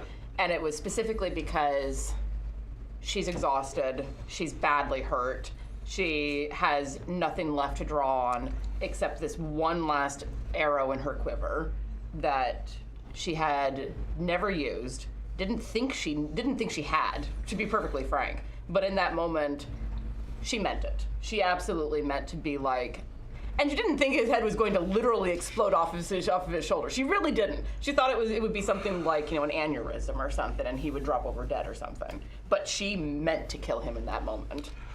And now she's dealing with the consequences of that. Another behind the scenes thing is, a very good friend of mine, two very good friends of mine. Exploded someone's head? Hang on, I'm gonna get there. I cast them as NPCs, three really good friends. They were the conspiracy theorists, my friends, Jen and Fabian. And Fabian, one of Fabian's favorite movies is Scanners. And when I introduced the character, I was like, huh. And I saw when we figured out where things were going, I was like, oh yeah, we're gonna use this little, tip of the hat to it. Is that the one where people are like wearing the collar, and if they go too far, Nope, their heads that's explode? a different one. I remember seeing a clip on TV of that as a That's kid. something and I else. still remember that. I can't remember right off the top of my head, but yeah. As far Off your head. as how Rowan feels about that and the development of her powers, I'm going to say wait and see, because this is not something that is going to be resolved immediately, and keep an eye out. Yeah. All right. So that was obviously a big one, and I think just as big as the moment actually happening was that was really setting up for the aftermath of where Rowan goes from there and how the program gets involved again. Yeah. We're not going to talk too much about that because, again, rules of things that are still in play. We may touch on a popcorn question about the program, but we're not going to really get into it right now. Dan, did you have something else you wanted to add? Nah. Okay. You can sit on that for later. You can send me a Discord message later, and I'll put it in the notes for next time. Yeah. I have such a long Discord PM with Dan, full of so much information about seasons like years from now. It's great. So much going on. It's just You thought I was joking when I said 100 seasons from It's now. not 100 seasons. It's not. It's 18 now. 17. 17. Okay. How many aren't written down yet that you are just have No. ideas for? No. Those are all written down. Oh, Yeah, those are. That's why we're at 17, because No, I have folders labeled with titles for all of them. I thought he had another few kicking around. at the end of when I came on, so when we finished recording this season a while ago, I was at 15 and now I'm at 17 of ideas. So I got ideas still going. So it's not the end. I hope. No. For everyone. The pod will live on. Yeah. So that was episode 9. As we're continuing, I'm gonna just keep declaring so that people want to drop off into the mute land as they have to. So we are now episode 10. We touched on this a little bit, but I do want to talk about it again just because it was so cool. Episode 10 was called Kumihimo. This was a title. Dan came up with the titles for most of this season. Perfect. Do you want to explain what Kumihimo is? So Kimohimo is a traditional Japanese form of braiding fabric, bringing all of the strings together and threads together into a rope. I got this because my partner TJ has a Kumihimo wheel, and when she's got nothing going on, she sits there and she's making these very cool braids for fabric and for edging, and it's neat because it's all of the threads coming together. And it fit because this is the story. This is the episode where all of my hard work I laid out on the table, and I hoped and prayed that these folks would kind of see the bigger picture and put the puzzle pieces together, and they did. 45 minutes of him dancing and giggling silently. Yeah. I thought he was muted the whole time. Nope. Until you said that there was nothing on the track. There are a few things more validating than when you lay out an idea that's kind of obscure, and the people that are trying to figure it out with a little bit of work, or light bulbs go on, and you're like, all right, cool. This is not just my craziness. My picture is now being seen by everyone, and hearing everyone talk about it. Really, it made my day. It validated so much. I loved that episode. Also, if you didn't like the names of the other episodes too damn bad, these are some of the this is my naming conventions. You guys should have seen some of the ones from long ago. There were certainly some things that also got shortened and vetoed too, because I was like, I have a character limit. I'm sorry, you have to change this. But no, it was interesting, and also going back to what we talked about with structure, it was very unintentional. It was just the nature of the season, but it also became a very interesting parallel again to season 3, which was Idaho Rescue and In Time and Space, where we had another moment of everyone coming together and trying to put together the disparate pieces of what they knew. But this was a much different circumstance, and also a much more effective level of everybody knows exactly what they know, and listening to the, as a listener, listening to the popcorn of I'll call out the obvious one when somebody goes, yeah, and then this Michelle Park, and Ben audibly is just gonna kill her. And anyone who is a patron or has read the unredacted versions of the supplemental case files knows who that is. But it was also, They're on the website. It's on the website. It's also a masterclass in you didn't have to have that information to understand somebody's visceral reaction and Rooster saying, this is a bad person. Shoot on sight. And we should just kill her. And everyone kind of being like, okay, sure, that seems right. The lesson of this season felt a lot like just trust the process. Because as we were all coming together, I was like, I don't know how we're going to solve any of these problems with the pieces of information I had. But I was like, oh, everybody else has stuff too. Wow. Ain't that I nifty? did, but we'll get to that. And then you came around and you're like, oh wait, we could have a plan here. Yeah. And I also love how you buried the lead of it ate a dude. I mean, Yep. That I was saw just- Alexia and some stuff happened. Also. And one of those things was. I love that. Love that. Also, I love Alexia. I love Alexia so much. I hated her so much, and the more she shows up, the more I love her. She's my favorite NPC in this podcast. I don't know what to tell you all. She's Paris. It was really fun, like getting to dive into Alexia a little more, and like so specifically our stories. Yeah. Which is Oh, fun. for sure. Yeah. Our not quite aligning experiences Yeah. with her, that was probably more terrifying than a yeah. lot of the like monsters Yeah. we fought. Was just like, oh no. Yeah. And I'm sorry, what was her assistant's name again? Which one? Hans? No. No one could get the name Oh, right. Galen or Jalen? Yeah, Jalen, that was it. Yeah, the one that changes all the time? Yeah. Why? Because Dan doesn't remember what the hell it was? Is that why? I went to school with somebody whose name pronunciation changed every week, Yes. so like it didn't faze me. Okay. I'm not going to tell you that I don't know on that one. Hot revelations No, I here on the forgot. Redacted I Reports. can- For months now. Is it Galen or Jalen? I don't know. And I know that I've said Galen and Jalen in the same sentence. But so I will ask this as I'm listening to the episode because Rooster never had interaction with him. And I'm like, wait a second. You said Galen last time. Is that the same person? And he just goes, I don't know. You know, but here's But in text, there's no intonation. And I've been like this whole time expecting there's something going on with Galen and Jalen, thinking that this was a setup. He murder boarded off of that. so I've been makes mentally sense. murder boarding off of this. So here's Because it's Dan. So you know those, Yeah. you know, in Spelljammer, there's those hippo guys. Gift. The GIF? The GIF? Is it? Our favorite GIF is in the booth. Excuse me, we might have to cut to black while Thomas comes in and murders a handful of cats. Wait, does he say it the wrong way? No, it's GIF. It's GIF. In that context, I was just laughing because apparently Galen and in Ben's mind, Galen and Jalen were the actual disaster twins, and we just didn't know they were twins. I You know what, Ben? I don't know yet.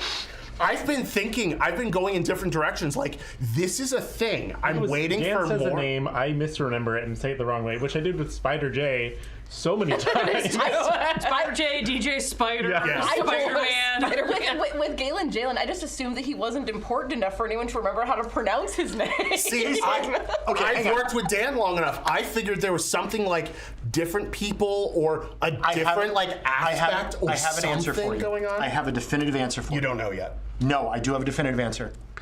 He's unpaid. He's Alexia's intern. Oh.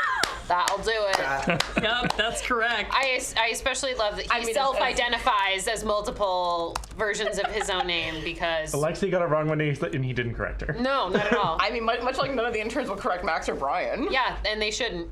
Yeah. No, they really shouldn't. Running up against Max is terrifying. But I swear, until this moment, I've been mentally red stringing this because I keep asking. Oh, I notice it's Jalen or Galen again. Keep going, 'cause And he's none of like, this shit's canon. He's like, yeah, you're right. Yep. I'm like, God. That was fully a question. I mean, obviously we noticed, but like it was one of those things where I was like, if it's relevant, we'll find out eventually. And it hasn't been. There's too many other things for me to be worried about. there was a lot going on there. A lot Ooh, happening. maybe they're clones. I also thought maybe you meant. I thought that was one option. I thought maybe you meant Hans because I like Hans. Oh, Hans is great. Hans is Hans also needs great. to come back. Hans is adorable. Which one was he? All muscles, no brain. The one that who one. had the That one. yeah. Yeah, no shirt, no brain, many abs. Okay, I was trying to get us into the serious part of the night. But Sorry. No. This is what always happens. This is like my horror game that I'm running, where I'm like, we're gonna do serious horror, and then we just make rat exterminator jokes through the entirety of. I'm going to talk to the house. I'm gonna talk to the house. So that was episode 10. We all look at the We just control room broke- again. Broke everyone. I'm sorry, it's a great game. I love it. Yeah. It's tremendously fun. It's super fun. For anybody who wants a really short intro into Quests and Chaos, you can go watch Death House. Thomas is in it, Christy is in it, everything's a nightmare. Yes. So Yeah. episode 10 of was Kimihimo. That was the ultimate red string episode where everybody brought their disparate information, came together, figured out most of Dan's evil plot. It was a delight.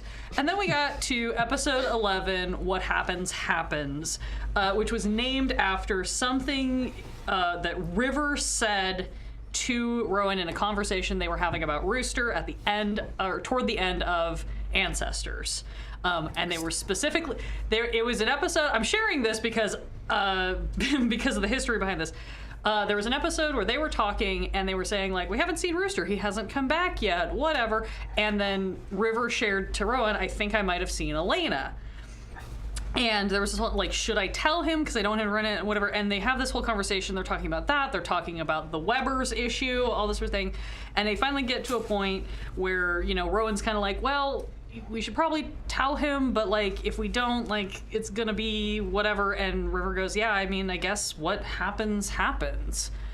And shortly after that episode, I messaged Ren and Dan and said, if we don't have any other good ideas, this would be a great name for either the next season or at least the final episode of that season once I knew what was going to happen in episode 11, because I, as the person writing summaries and doing the cover art, was one of like only 2 or 3 people. There were 4 people total who knew what was going to happen. Did you know before Dan? Because you might have. That side. No. Okay. It was after it was confirmed with Dan, but I made sure to tell her because she needed to know for marketing and thumbnail purposes. Yeah. But then I very carefully kept it from this side of the table. So Sorry? this is going to bring us into episode 11. What happens, happens.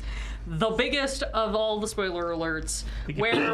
And you're not listening to it. Why? Yeah, I'm doing my best. I'm just giving everybody a warning. This is where we're going to get emotional because in episode 11, we resolve the issue of the Hound, we resolve the residual issue of the drugs, and Arcel permanently loses a team member because Rooster does not survive the encounter.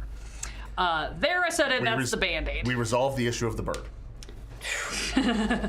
So, as we briefly touched on, I do just want to address on a slightly lighter note that this was really funny because that episode was recorded on May 14th, and then we had the Talkback for Ancestors on May 24th, a week and a half later, and like literally we were all sitting here at this table and I was like, do not under any circumstances make any implication. She put on the Killjoy hat hard. Oh yeah, like, so if you go back and watch that and you see me being real aggressive in my like, we don't talk about things that are coming up. I was Bruno. Yeah, Rooster was absolutely the Bruno. But no, that episode had just been recorded, everyone was deep in the feels, and there were still conversations happening about, like, what are the interludes exactly gonna look like, and all these sorts of things. But even leading up to that entire episode is a super fascinating episode because as we alluded to, this was an example where everyone came together, they had this beautiful red string, everybody like put all the pins in the right places on the murder board, it was great, and then you all got to this party and then immediately went and split the party. So let's talk about that a little bit because I know Seth brought up something that we had set up in your second River episode, that like you got lost in a book, but you also built this machine that was supposed to solve the problem. And then what happened early on in episode 11? Well, the first thing that happened was, you know, I'm gonna have to take like a half an hour to set up this machine. I was waiting for that. And You saw nothing. nothing. These are not the drones you're looking for. Where was I? And I said, okay, well, you know, one of you charisma characters cover for me and explain what. And then all 3 of us keep everybody off of my back. There are 3 charisma characters. And they all bailed. And I'm not one of them. Lovingly. I don't know what standing immediately in the vicinity was going to do. We had a lot of people to keep eyes on. That's true. So I think that's why we wound up going in many directions. Yeah, the idea behind it was like stay close to the doors to keep people from going in there. Yeah. Well, It made sense Not in the be moment. in there, because if there were 5 people in there, it was going to draw a lot of attention. Right. Well, my idea was come up with a story to explain this so that I don't have to. Yeah. So that I don't have to come up with a completely different story than what you're giving to people. In the TTRPG world, we call that passing the buck. But you did such a great job of coming up with what your story was. And then handing it to me. Well, it spiraled into something buck wild. Isn't amazing? Well, at that moment, because Dan and I had been talking since the beginning of Ancestors, when we decided about the arm and art therapy, I just leaned on the whole, like, he's been working with making art and discovering that side of himself. And so I just leaned into that. And Dan was like, oh, yeah, you just keep going. I'm like, shit. I'm flirting with the coroner assistant all over again. Except you're literally playing with fire because Frang. Yeah. Well, Yes, and then we go on and we get everything set up and we're coming to the big moment where my contraption is going to fix everything and solve the problem. And Dan says, no, don't roll POW, roll unnatural. And I go, but... What's your unnatural at? Oh, it's pretty high. Way too high. It's like 24. That's way too high. I think that's higher than Rooster's POW. yeah. But that is a 1 in 4 chance. Hold up, it did work. It did technically work. It did. Did it? Yes. Yeah, You the thing stopped is in the the thing. thing. It just- didn't feel like it worked. It didn't feel like we succeeded. Yes. We did actually achieve the goal. The cost along the way, one of Dan's favorite things, was paid. Yeah. Well, and not for nothing. I'm gonna like the piece of broken glass and taking it over to the holy water. Was a flash of genius. I heard you say that and when you were paying attention. That was amazing. Yeah. Yeah, and that was pretty much literally a flash. I mean, I had pegged on that circular water feature. Dan has talked about this. Dan has talked about this. Previous. So Dan I plates. knew that this was potentially important, but yeah, picking up that glass and taking it over there was like very spur of the moment. And it worked. And this is part of why it's so much fun playing with Seth, is because he'll do stuff like that where you're like, Where did that come from? oh. Yeah. Or, as he revealed tonight, I've called him the king of the one-liners before, many times. He revealed earlier today that he'll sit on a one-liner for multiple recording sessions until the right moment comes out. That's how they work. That's how you do it. That's- But the thing is I had, it worked, and it worked nearly exactly as I wanted it to, because I wanted the circular water feature. Because if you recall, in River Studies, in the church there was the circular water feature. In here, circular water feature. Hey, Dan put that there for a reason. Which I did not twig to because I hadn't heard River's episode at that point. I didn't know that. Sure. Because it just, I didn't know that. And Layers of knowledge. And then I heard it when I went back through and was editing and went, Which it was interesting that the audience had more information Yeah. than the characters. That's true. Going we into commented on that Yeah. going into 10, where it was like, at this point, the audience is probably screaming the answer at us. Yeah.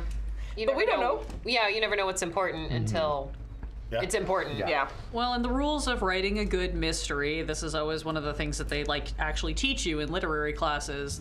In order to write a really good mystery, the audience needs to have the exact same information as the characters so that they can feel like they're one step ahead, but just one. If you give them too much information and the detective is an idiot, then they don't want to buy in. If you withhold things from them, then they feel cheated because they didn't get the opportunity to guess for themselves. And I think this season was a perfect example of the audience had the same information that the collective group did to try to put the pieces together, but they got to be just one step ahead because they had all of it sooner than you guys did.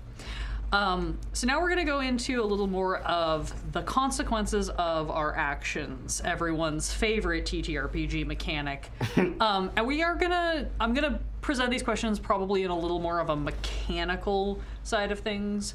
But we can talk a little bit about emotional impact too, as you feel appropriate. Ben and Dan,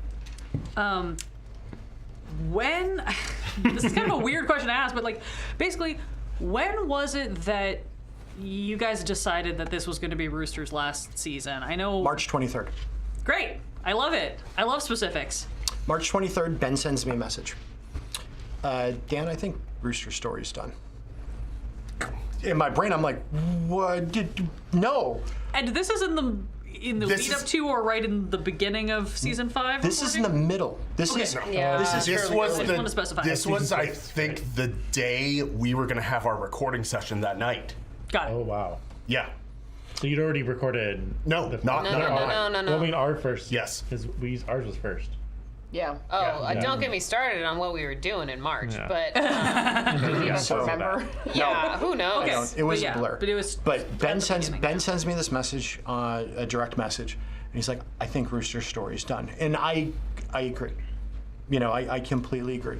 But instantly, like a minute goes by after I have like 90 minutes of thought. I'm panicking because there's no response, but I have a red receipt. Yes, but it's pretty quick. No, it wasn't quick. It was less than a Didn't minute. feel quick. It was That's what I it was mean. less than a minute. Rooster is going to Valhalla. Yep. And you know that was my response, and he's not getting a happy ending, and I realize that but he kind of is, and He's getting the right ending. he's getting the right ending. I'm like, we will talk about this soon, and at that point I had to scramble because I knew I don't want character death in TTRPGs and story has to mean something, right? At least in my stories, you can have games out there where the characters are just fodder and just get chewed through, and then you're like, cool, I got another character sheet. Ah, Sure. Like what you did to my character 2 weeks ago. That's very that's very Tomb of Annihilation. Like there are those stories, Yeah. But in this, you know, all of you are invested in all of these characters. I'm invested in all these characters. My players are invested in all these characters. A character death or character change, like say with Rory, there is an investment that needs to be paid out, right? And it has to be done right. So I didn't hand wave the final battle. The final battle was done mechanically, but I knew that it was stacked against Rooster, insurmountably stacked against Rooster. It would be stacked amongst these guys as well. The one that I knew that was going to die would be Rooster. I didn't know if the rest of them were going to survive. Things happened. That's the first I've heard that. Scary statement. I heard that. But I think this speaks back to the weird hybrid world in which Redacted Reports exists, which is that we are, this podcast is half actual play and half radio drama. The dice still make decisions, and the gameplay still makes decisions, and in the moment, any other character could have made a decision that might have led to them also not making it out. But going into this moment, it had already been agreed upon by the GM and the player that there was one character that was definitely not going to make it out. Yeah, I describe this podcast to people. I say we're playing a game, but it's really more of an improv radio drama. Yeah. It does have its game elements. Yeah. Absolutely though. Yeah. Now, the thing about, basically, I had been mulling this over as we were talking about the structure of season 6 and what Rooster's doing. And what I realized, I've said this before, is that the moment I decided to keep Rooster around and not have him die off early, because that was the original plan and stuff, we talked about that, I knew I wanted to take him to rock bottom. And I wanted to see how and if he climbed back out. And in a way that felt very true, truer than I had expected, he did. And he became healthy in a way we had never seen him. In spite or maybe because of losing the arm. And as I was sitting here thinking about playing it, I realized I was starting to think more about, I wasn't thinking about the game through Rooster's eyes. And I realized, and I was talking to Ren about that, and said, I don't know what that means. And Faye said, it means he's done. And he is. And I said, yeah. And sometimes you just have to know when the story's over. And I believe, as a writer and a storyteller, it's something I believe very strongly, is that it's better for a story or a character to end when it's deserved than to string it out longer just because you have. I mean, we've all watched those seasons of TV shows, especially in the network days, of like, why is this show still on? All of Supernatural after season 3 or so. I was going to go back to Next Generation after, what was it, season 5 was the great one? Fighting words, bucko. Join our Patreon to hear Ben and Christy go to town about Star Trek versus Star Wars. It doesn't need to be a versus. Keep going. Keep going. That's my whole point. But anyway, debating because you know Star Trek much better than me, and I'm remembering as a kid. Oh yeah, it's just, why does disco exist? Yeah. But To create house music. Oh, thank you. Okay, You're I'll correct. give you that. You're absolutely correct. But anyway, the point of it was that Rooster had hit rock bottom, and he had climbed back out. Yeah. And I didn't want to tell Dan what to do with it, but Dan said, "Oh no, he's going to Valhalla," and I'm like, "Good, that's the right answer."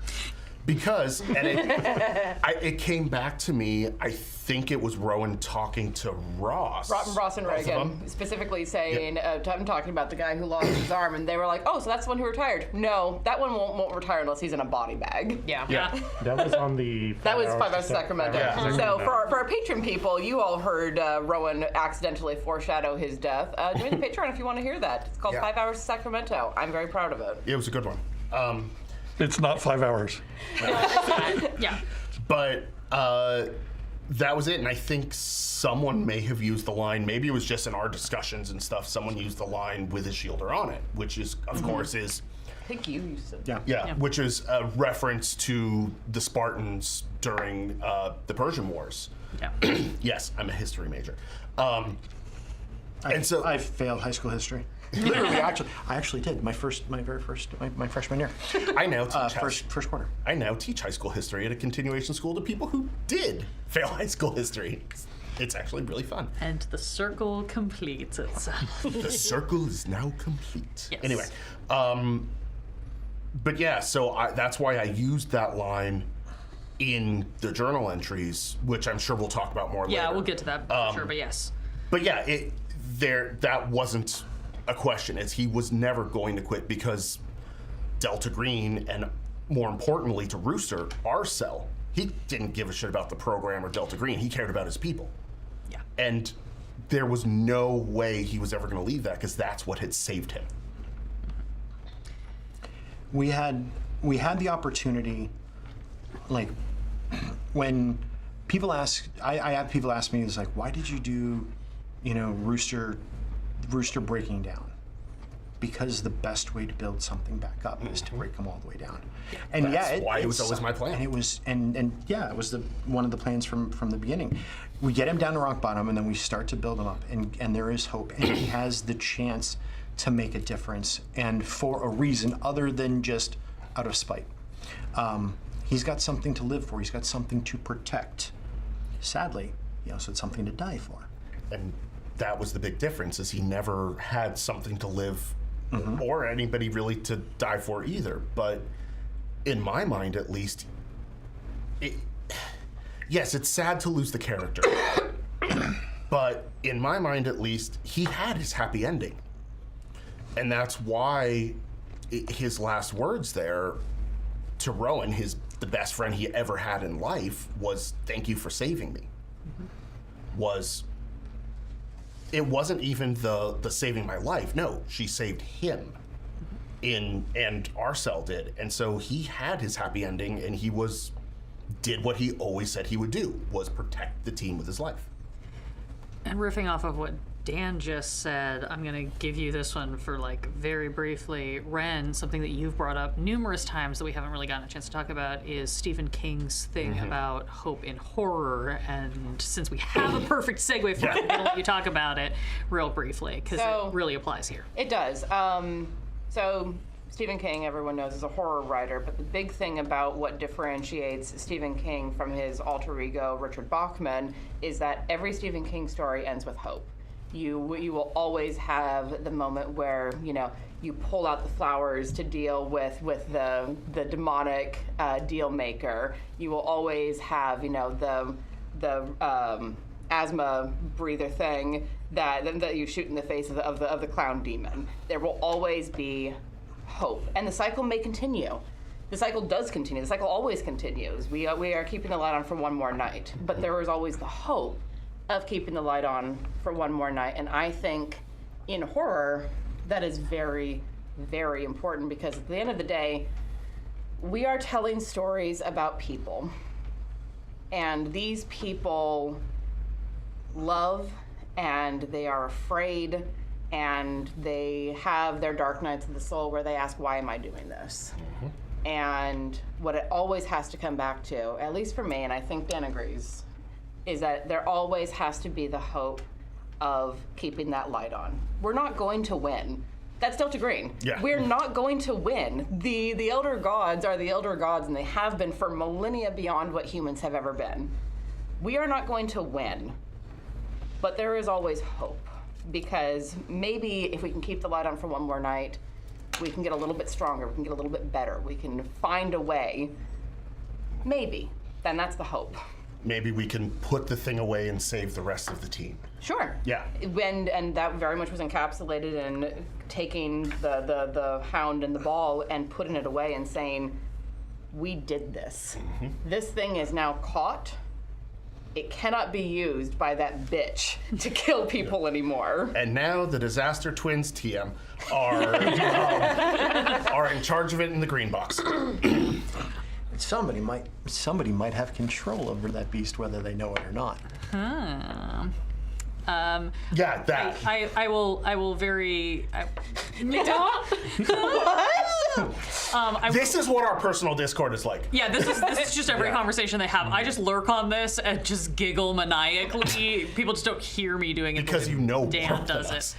I will just briefly interject that if you are interested in this concept of hope in horror and hope in the face of failure, 10 Candles is a great TTRPG that plays this really on want to a play that. like one-shot level. So if you don't have the means to run an 18 plus season podcast, but you want to kind of play with this idea, that's a great resource to look at. And maybe someday, if the Fire Marshal allows us, we'll play a session on this channel.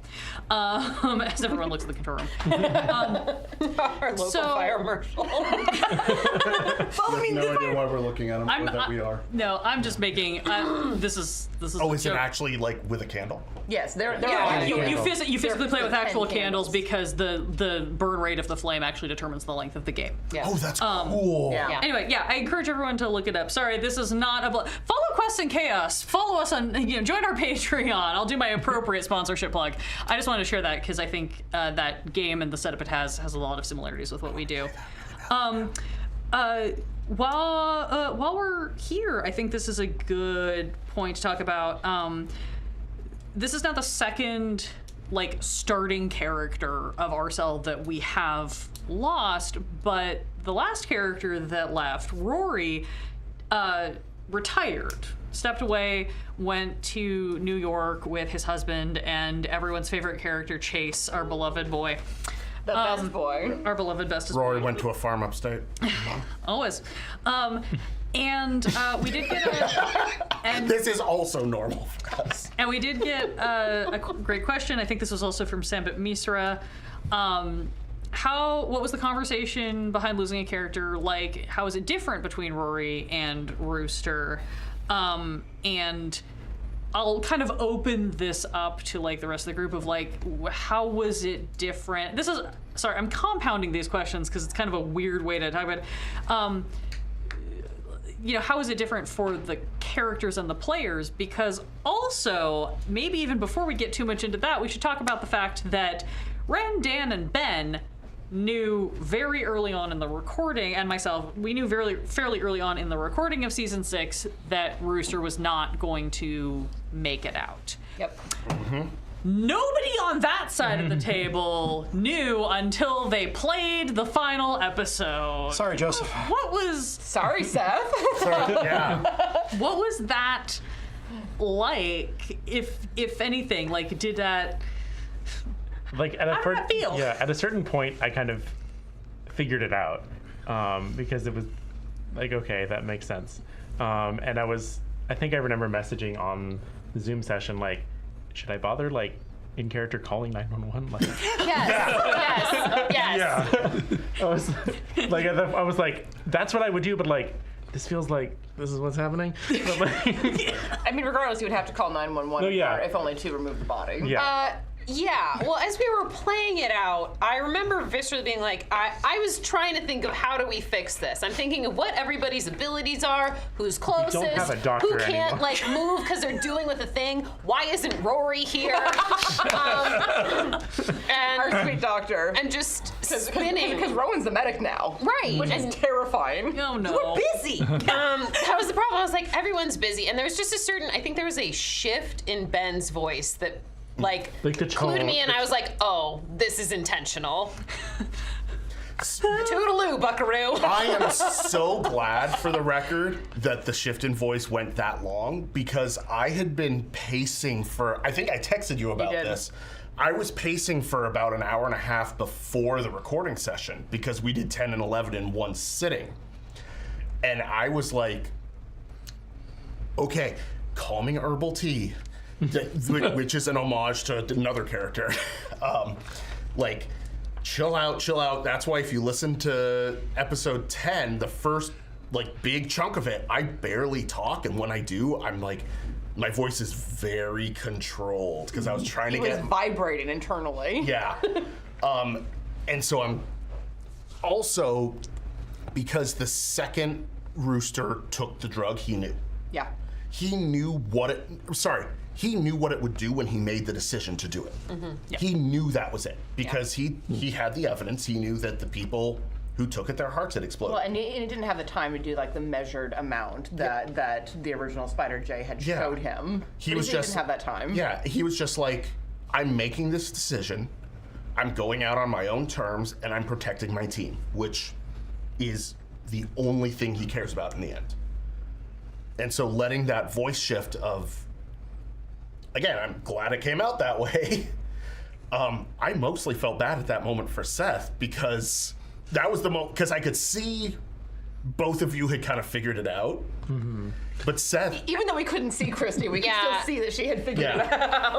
Notoriously, I am off camera because my computer is slow and dumb, Yeah. and too much information but just makes like, me go bad. again, On something that in the note, tone if- of your voice. Yeah. If people want to like donate large amounts of money for new computers, we're not going to say no. We would greatly appreciate it. We would even thank you, maybe multiple times. Probably on stream like this. But Seth, as River, you have this delightful thing with your voice when you get like emotional about it. It's like it gets very quiet and almost delicate. And there's this tone of voice is, wait, how's Rooster? And in that It moment, was after that, but almost immediately after that. I know exactly what you're yeah, it was referencing. like, how's Rooster doing? He's What, gone. what do you mean? And that moment I was like, sorry. And how much of that was acting and how much of it wasn't, I don't know. That's why you're awesome. By that point, it was acting. I'm a little bit uncertain when it actually hit me that yes, this was it. That there was nothing we could do to fix it. Yeah. It might have been like that last time when Dan did not say how much damage Rooster took. I noticed that too. With 1,000 cuts to his face. Yeah. But also I think you might have thrown me off a little bit earlier in that, because when you said I bite the hound, I'm pretty sure Dan was genuinely surprised at that. No. No? Oh. Well, then you were. I did appreciate the what? Okay. Yeah. So when I said I think Rooster's time is done, Dan came back and said, okay, and laid out, bullet pointed it. Again, we do this sometimes when it's like, this is what's going to happen. The term in the notes, I could find it somewhere, was Rooster's going to take an epic dose of Lao. Yep. Heroic. Heroic, that's what it was, sorry. Heroic discipline. And then your arms will be, one arm will be gone, the other's holding on. The only way to do it is to bite it. So that's the whole time. Why I was so anxious wasn't just, I know this is going to happen, but okay, remember these things, but don't play it like it's scripted. Like, that's what was all going through my head that night to make sure that it worked. So, for transparency, there are certain things that are scripted. Generally, our intros are scripted. Always. Yes. Normally in gameplay, not scripted at all. This was a break from the norm because it was special and important, and I wanted us to hit certain things. I wanted to pull on all of your heartstrings. I wanted to drink your tears. I haven't talked to anybody in the Discord. Tomorrow's going to be different. Y'all are going to hear back from me again because I took a break from it because I wanted everybody to do it. Getting the information that Rooster was dying didn't come out of left field. It made sense, but it was still a shock to me. And I'm like, how am I going to do? I mean, people ask, what's your favorite character? All of them. I can name my favorite NPCs because they're fun. Who's your favorite child? That's right. Basically. I have a favorite child, but I don't have any children. So that, hashtag team no babies. But I wanted Rooster's last scene to be very powerful. I think I write action sequences pretty well. We did well with the with the hallway scene. With the hallway scene that was scripted, and so I had this vision of what I wanted Rooster to do, and so I sent him the bullet points, and he stuck to the bullet points. We worked through it. Nobody else had the bullet points. I think you might have seen them at one point. No, I didn't. No, okay. I stayed out of that as much as I could. Yeah, I don't recall all of it because it's all kind of a blur. Because this was also several months ago at this point. But it was also very emotional, May. right? Because shit, I'm gonna kill off Rooster. Besides the fact of killing off a great character that's been there since I started, who I didn't like. I did not like Rooster in the beginning. Neither did I. Neither did Rowan. But River almost pulled a gun on him. Multiple times. Should have.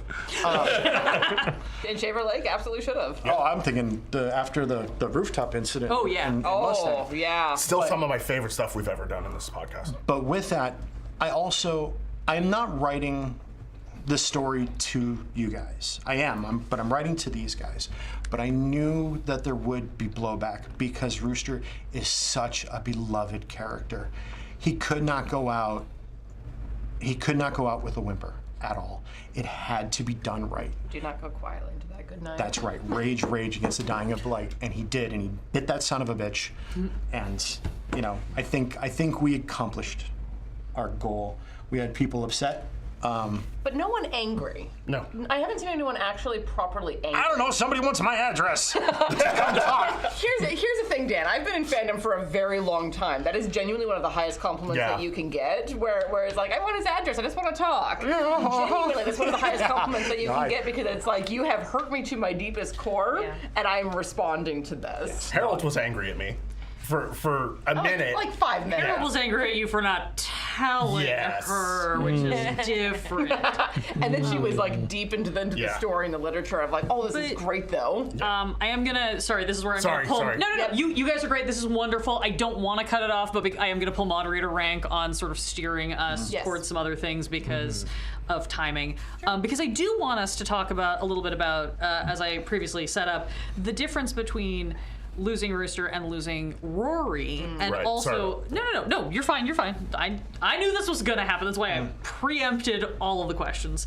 But talking about that because it was a different kind of conversation, and also within that, I do want to use that as a door to lead into what was it like bringing Rory back, and how much conversation was there about that, because I think internally, I know I talked about this with Ren again because I'm like on the back end planning side of things where I was just like, well, they have to tell Paul. Yes. Like, how is that gonna look? Rowan texted him. But if we can talk a little bit about like, what was it like?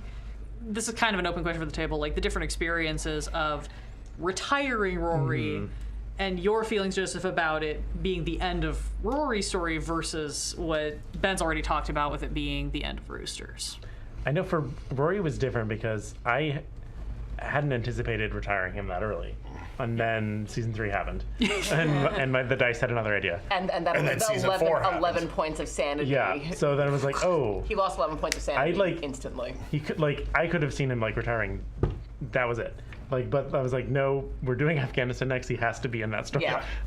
And it was a good. I think that complication made Afghanistan very interesting. I think so too. I think that it made that story very cool. Yeah, especially the way that you played it. Yeah, it was a very. I loved that arc that Rory had in that season. Yeah, that was it was so very good. fun. So good. His arc with Rooster's arc with Rowan, Yeah.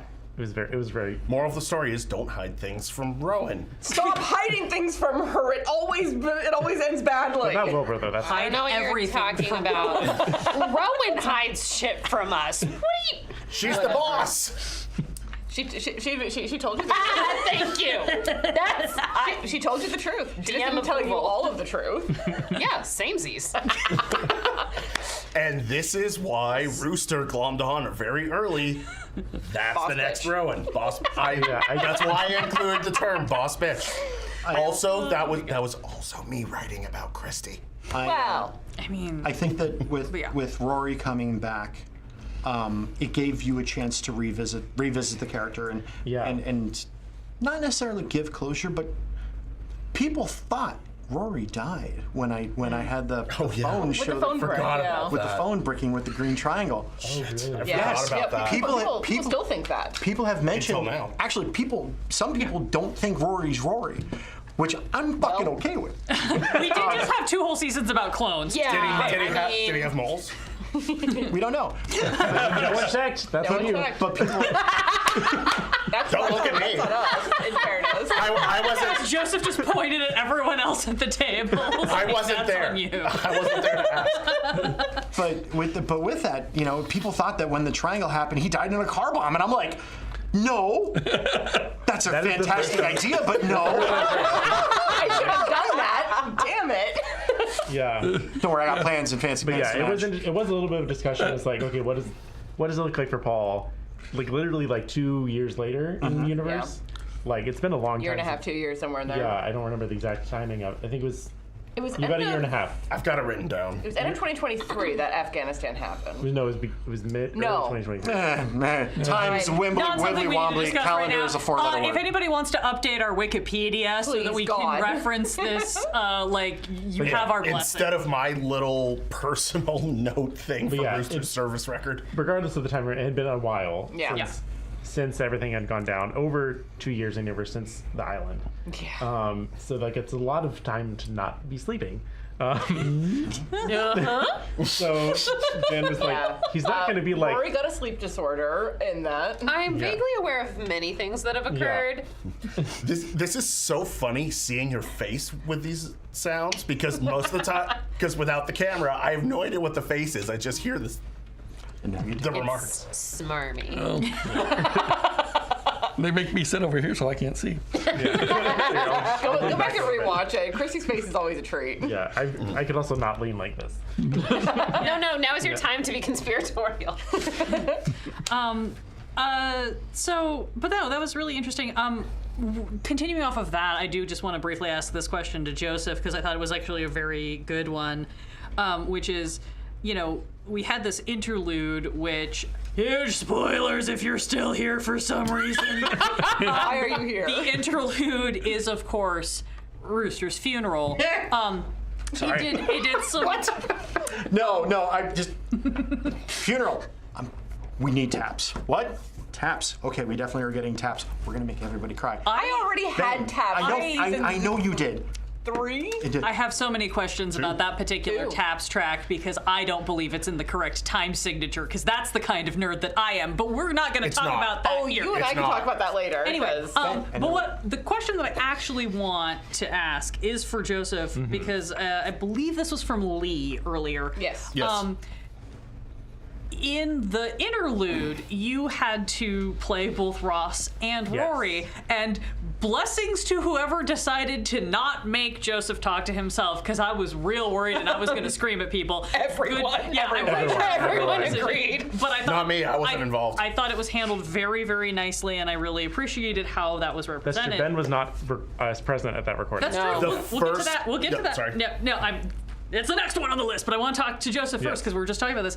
The question was, who did you feel like you embodied more in that episode? Because unless I misremember or misunderstood, that was still a recorded kind of standard style kind of in one session. So you switched characters halfway through and then switched back for the end. It was definitely weird trying to think of like, okay, what's Ross has known Rooster for a few months maybe, versus Rory, who's like this guy he hasn't seen in over 2 years, is suddenly, oh wow, like and he went through some stuff with Rooster.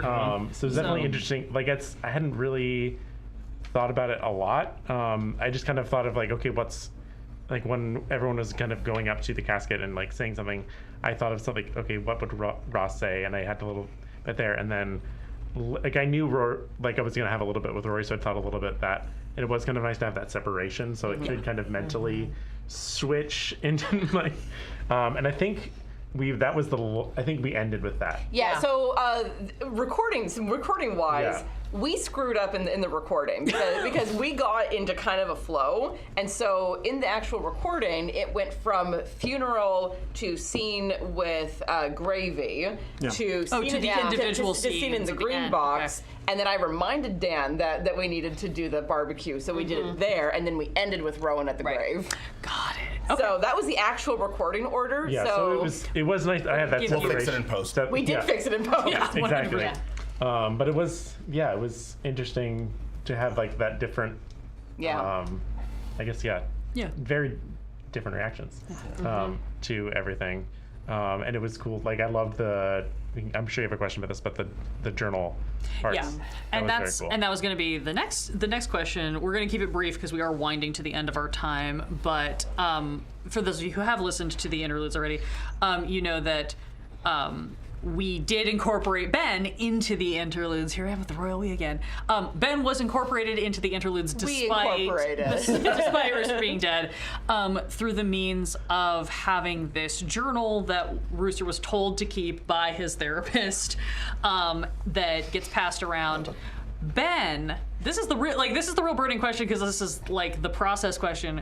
Were you there when they recorded the interludes? No. So the first time I heard it, backtracking.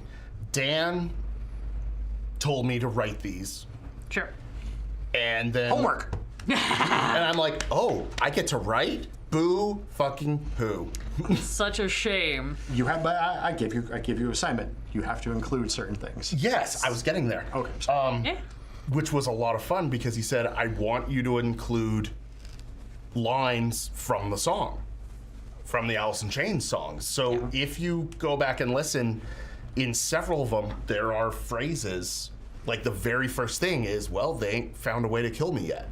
And specify, just for real clarity, which song is this that we're referring to? This is Rooster by Alice in Chains, which was way back the where his name came from, the inspiration for the original character, which I then wrote in during evaluation, the supplemental case file, the kind of backstory reasons for. But I wrote those in, and Dan said the very last one should be something, the very last line should be, and now I'm gonna fix things, or make the world better. So I recorded those individually after kind of sending it to Dan saying, this all right? He goes, yes.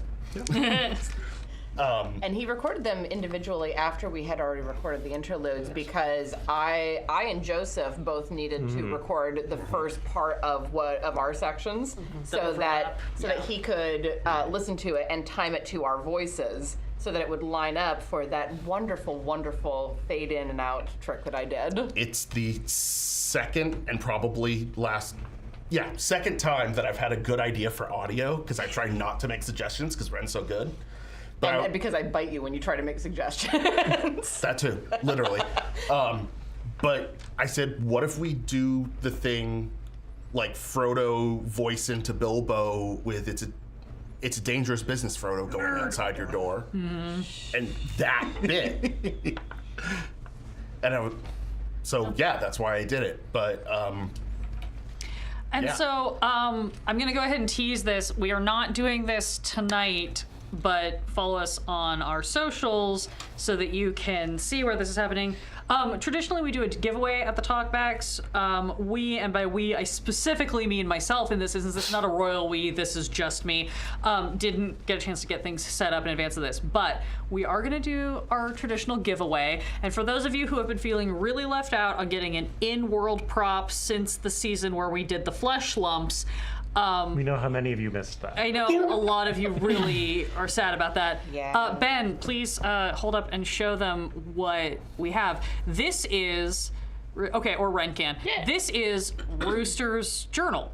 This includes the entries that are read. This includes a lot of other really cool, like, little scribbles and drawings and things. This is the journal that Rooster was keeping. We basically, and Ben sat and made this very in-world prop of what exists. So we will be doing a giveaway for this during our downtime. Keep an eye out on the socials and in the Discord, and we will make sure that we announce how you can enter for that. I spent a long teacher training day working on this. Nope, don't talk about that. You were in training. I was in training. I was thinking about it. You were thinking. Yeah, you were absolutely While you were training, learning and then about on your break, you just whipped this out. But then I put, there's a lot of fun stuff and also a lot of other things in here. And we're probably gonna scan some pages, and we might share a little bit of it with some of our patrons or the major Discord, but we're probably not gonna share everything. We're gonna leave that to whoever wins it to decide if they want to share the rest of it or not. So keep an eye out for that. We are going to wind down. We're a little bit over time, so thank you all for your time. Huge thank you to Thomas in the control room, who is making us live and sound good and wonderful. But I do want to end on a slightly less sad note, so I'm going to do one more speed popcorn question before I do my annoying outro monologue. And this is, I'm going to read it off. I will share a couple of my examples to give you time to think. I just want one sentence, and I do not want any explanation or responses from each other. What throwaway reference that someone other character has made would you be most interested to know the backstory of? And like my personal two examples, sorry if I'm stealing these from anybody else, are I still want to know how Rory knows that orgies aren't all they're cracked up to be. And I also really want to know the story of Reagan being a date to a state funeral. So that's the sort of thing I'm talking about. So just real quick, popcorn, if you have one, like what is a throwaway reference that a character has made that you would be super interested in knowing some backstory of, if you have one? Yes. Galen and Jalen. Galen and Jalen. Someday we will find out the secret. You took mine. I want to know about the story of the orgies. Or orgy, I guess. We'll never know. We might never know. Yeah. Any other good ones? I can think of so many because all I have to do is listen to these. I'm not taking any other notes. So I'm usually thinking forward on these. All of mine are something that Rowan has said offhanded. Just like, she knows nothing about Rowan, like practically speaking, but there are just so many terrifying comments. That's Which are probably things we all know, which is what's absolutely. funny. they're all in the fish season. Yeah. Mostly, or in the season 3 that never ended. We don't drink Starbucks. Except she did. I know. At the end. Oh no. I know. That's right. I'll give you guys one more quick popcorn because I forgot to ask this one earlier and I just now realized that I didn't ask. Do you guys have? Unless I you guys couldn't think. I was like trying to think. Okay. I know There's it's like a lot about River that would be interesting to dive into. Like especially like him and his wife are just so interesting. yeah. Yeah, and Katie. Katie's great. Oh, Katie's amazing. Yeah. Katie's my favorite NPC. Yeah, we love Katie. Oh well, that leads into our next question. Who is your favorite NPC? From this season or in general? I'm gonna say from this season, because that's usually the rule. Galen and Jalen. Galen, Jalen. Hans. Hans. No. This is Hans. Alexia Preston. I hate her so No, much. that's my. But I real love answer. to hate her. She's so great. Alexia is my real answer. But, No, I'm doubling down on Hans. Alexia's very good. Like it's such a complex, and I love the complexity we added with this season. Yes. Yeah. Like season 5 is like, okay, that's an interesting area. And season 6 was like, oh, Oh. Yeah. yeah. Yeah. When she dropped Going. the affectation, Shrek, thank you so much for naming this horrible person and suggesting that she be part of the antagonist. Thank you, Shrek, for this was a patron-named character. See what happens when you reach that level of patron? Your characters. Weber also was a patron character. That was from Eli. Did you have a favorite NPC? You're allowed to say Katie. It's I'm fine. I'm not sure it's exactly a favorite, but most amusing would be the woman conspiracy nut. Juniper. Oh, I was gonna say we all know that the most hated NPC. Illuminati confirmed. Rowan almost did that when she was in the program car. She almost said Illuminati confirmed and then went, no, wait, I'm not that brain scrambled. Bad time. Also, Baz is very. Oh, Baz Baz. is great. Amazing. Oliver always. Oliver's we love getting. Uncle is a fantastic. Cyrus. Yeah. Uncle Cyrus is a fantastic NPC that I want to know Oh, more Wilbur. about. And everyone loves Wilbur. Wilbur. Wilbur! Oh my God! That was a given. Well, That was a given. I love Wilbur a little bit less. And also, Look, you guys have a book fight going, and it's not his fault. and also Jenna. Yeah. Jenna's my favorite to hate. I am gonna miss Jenna. Me too. Yeah. I hated Jenna. Like I Backup felt. character? What? You hated trying to ever embody her in any of the interludes Yeah. and stuff. Yes, and because the story, I know people like that, and so able to draw upon that, and I'm like, I'm gonna find the bitchiest person in there and caricature them, and then And I it wasn't realized they mean weren't a and it caricature; hurt. they were real. But there were like, anytime we had a conversation with Jenna, like, it's not directed at me, and that hurt. Which I have to say really quickly, listening to my own funeral, because I hadn't heard any of it. I just have to say this one thing. I'm sorry, I'm jumping. Go. Just make it quick. Several people that I either know or don't know very well actually reached out to me individually after episode 11 came out and said, how are you doing? Because anybody who's played TTRPG can understand how hard it is to lose a character, but especially knowing how much I've put into Rooster, I had a lot of you reach out, and that Thank you. that more than anything meant the world. The answer was, I was doing fine. I got over it 6 months ago. It was 6 months ago for us. Yeah. Sorry. Until I listened to the interludes. Because I was listening in bed, my spouse was already asleep, and I'm like, started bawling at multiple moments, and then laugh choke snorted at Christy. I wrote bullet points to that specifically as a, like, not as retaliation, but like, I knew why you couldn't let us know what was gonna happen, and I totally respect that as a choice. But also, this was my opportunity to get you back. It was great. And I have to say, we've talked about it, but that's the biggest thing, like, loose thread, that wasn't ever really wrapped up, is I would have loved to see Rooster and Reagan's relationship Yeah. change and shift, because I think that they would have gotten on very well once they figured each other out. Like a house on fire, there'd be no survivors. Yeah. I think they were making a lot of ground in the last Exactly. few minutes there, and that's, as someone who's like, I've been here for 5 minutes, this character's been here for 5 minutes, and I've known Ben personally like a hair longer than that. No, we've been at... Not really. Not really. No, you're right, you're right. Not really. You're right. Did we light any rentals on fire this season? Not this season. Congratulations. You made it through an entire We season. killed a character. That's good enough. Yeah, I think that's pretty good. Rooster was not a rental. Excuse you. we put one on blocks. That's true. And took out the battery. Rowan's car wasn't a rental either. It was her car. Anyway. Yep. But yeah, I'm sorry, I had to say that part. Yeah, no. You get a pass because you died, but that's your one. So, thank you everyone for joining us for this. Normally, I have a very well scripted outro, and unfortunately, I don't tonight because life happened. But all I will say is this: next week we will be. we will be dropping the audio of this talkback into the main feed. So if you are listening to this in the podcast feed, it is this week.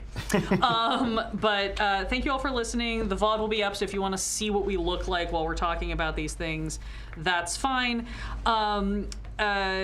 After this, we will be taking some time off. I believe it is going to be about a month. About a month.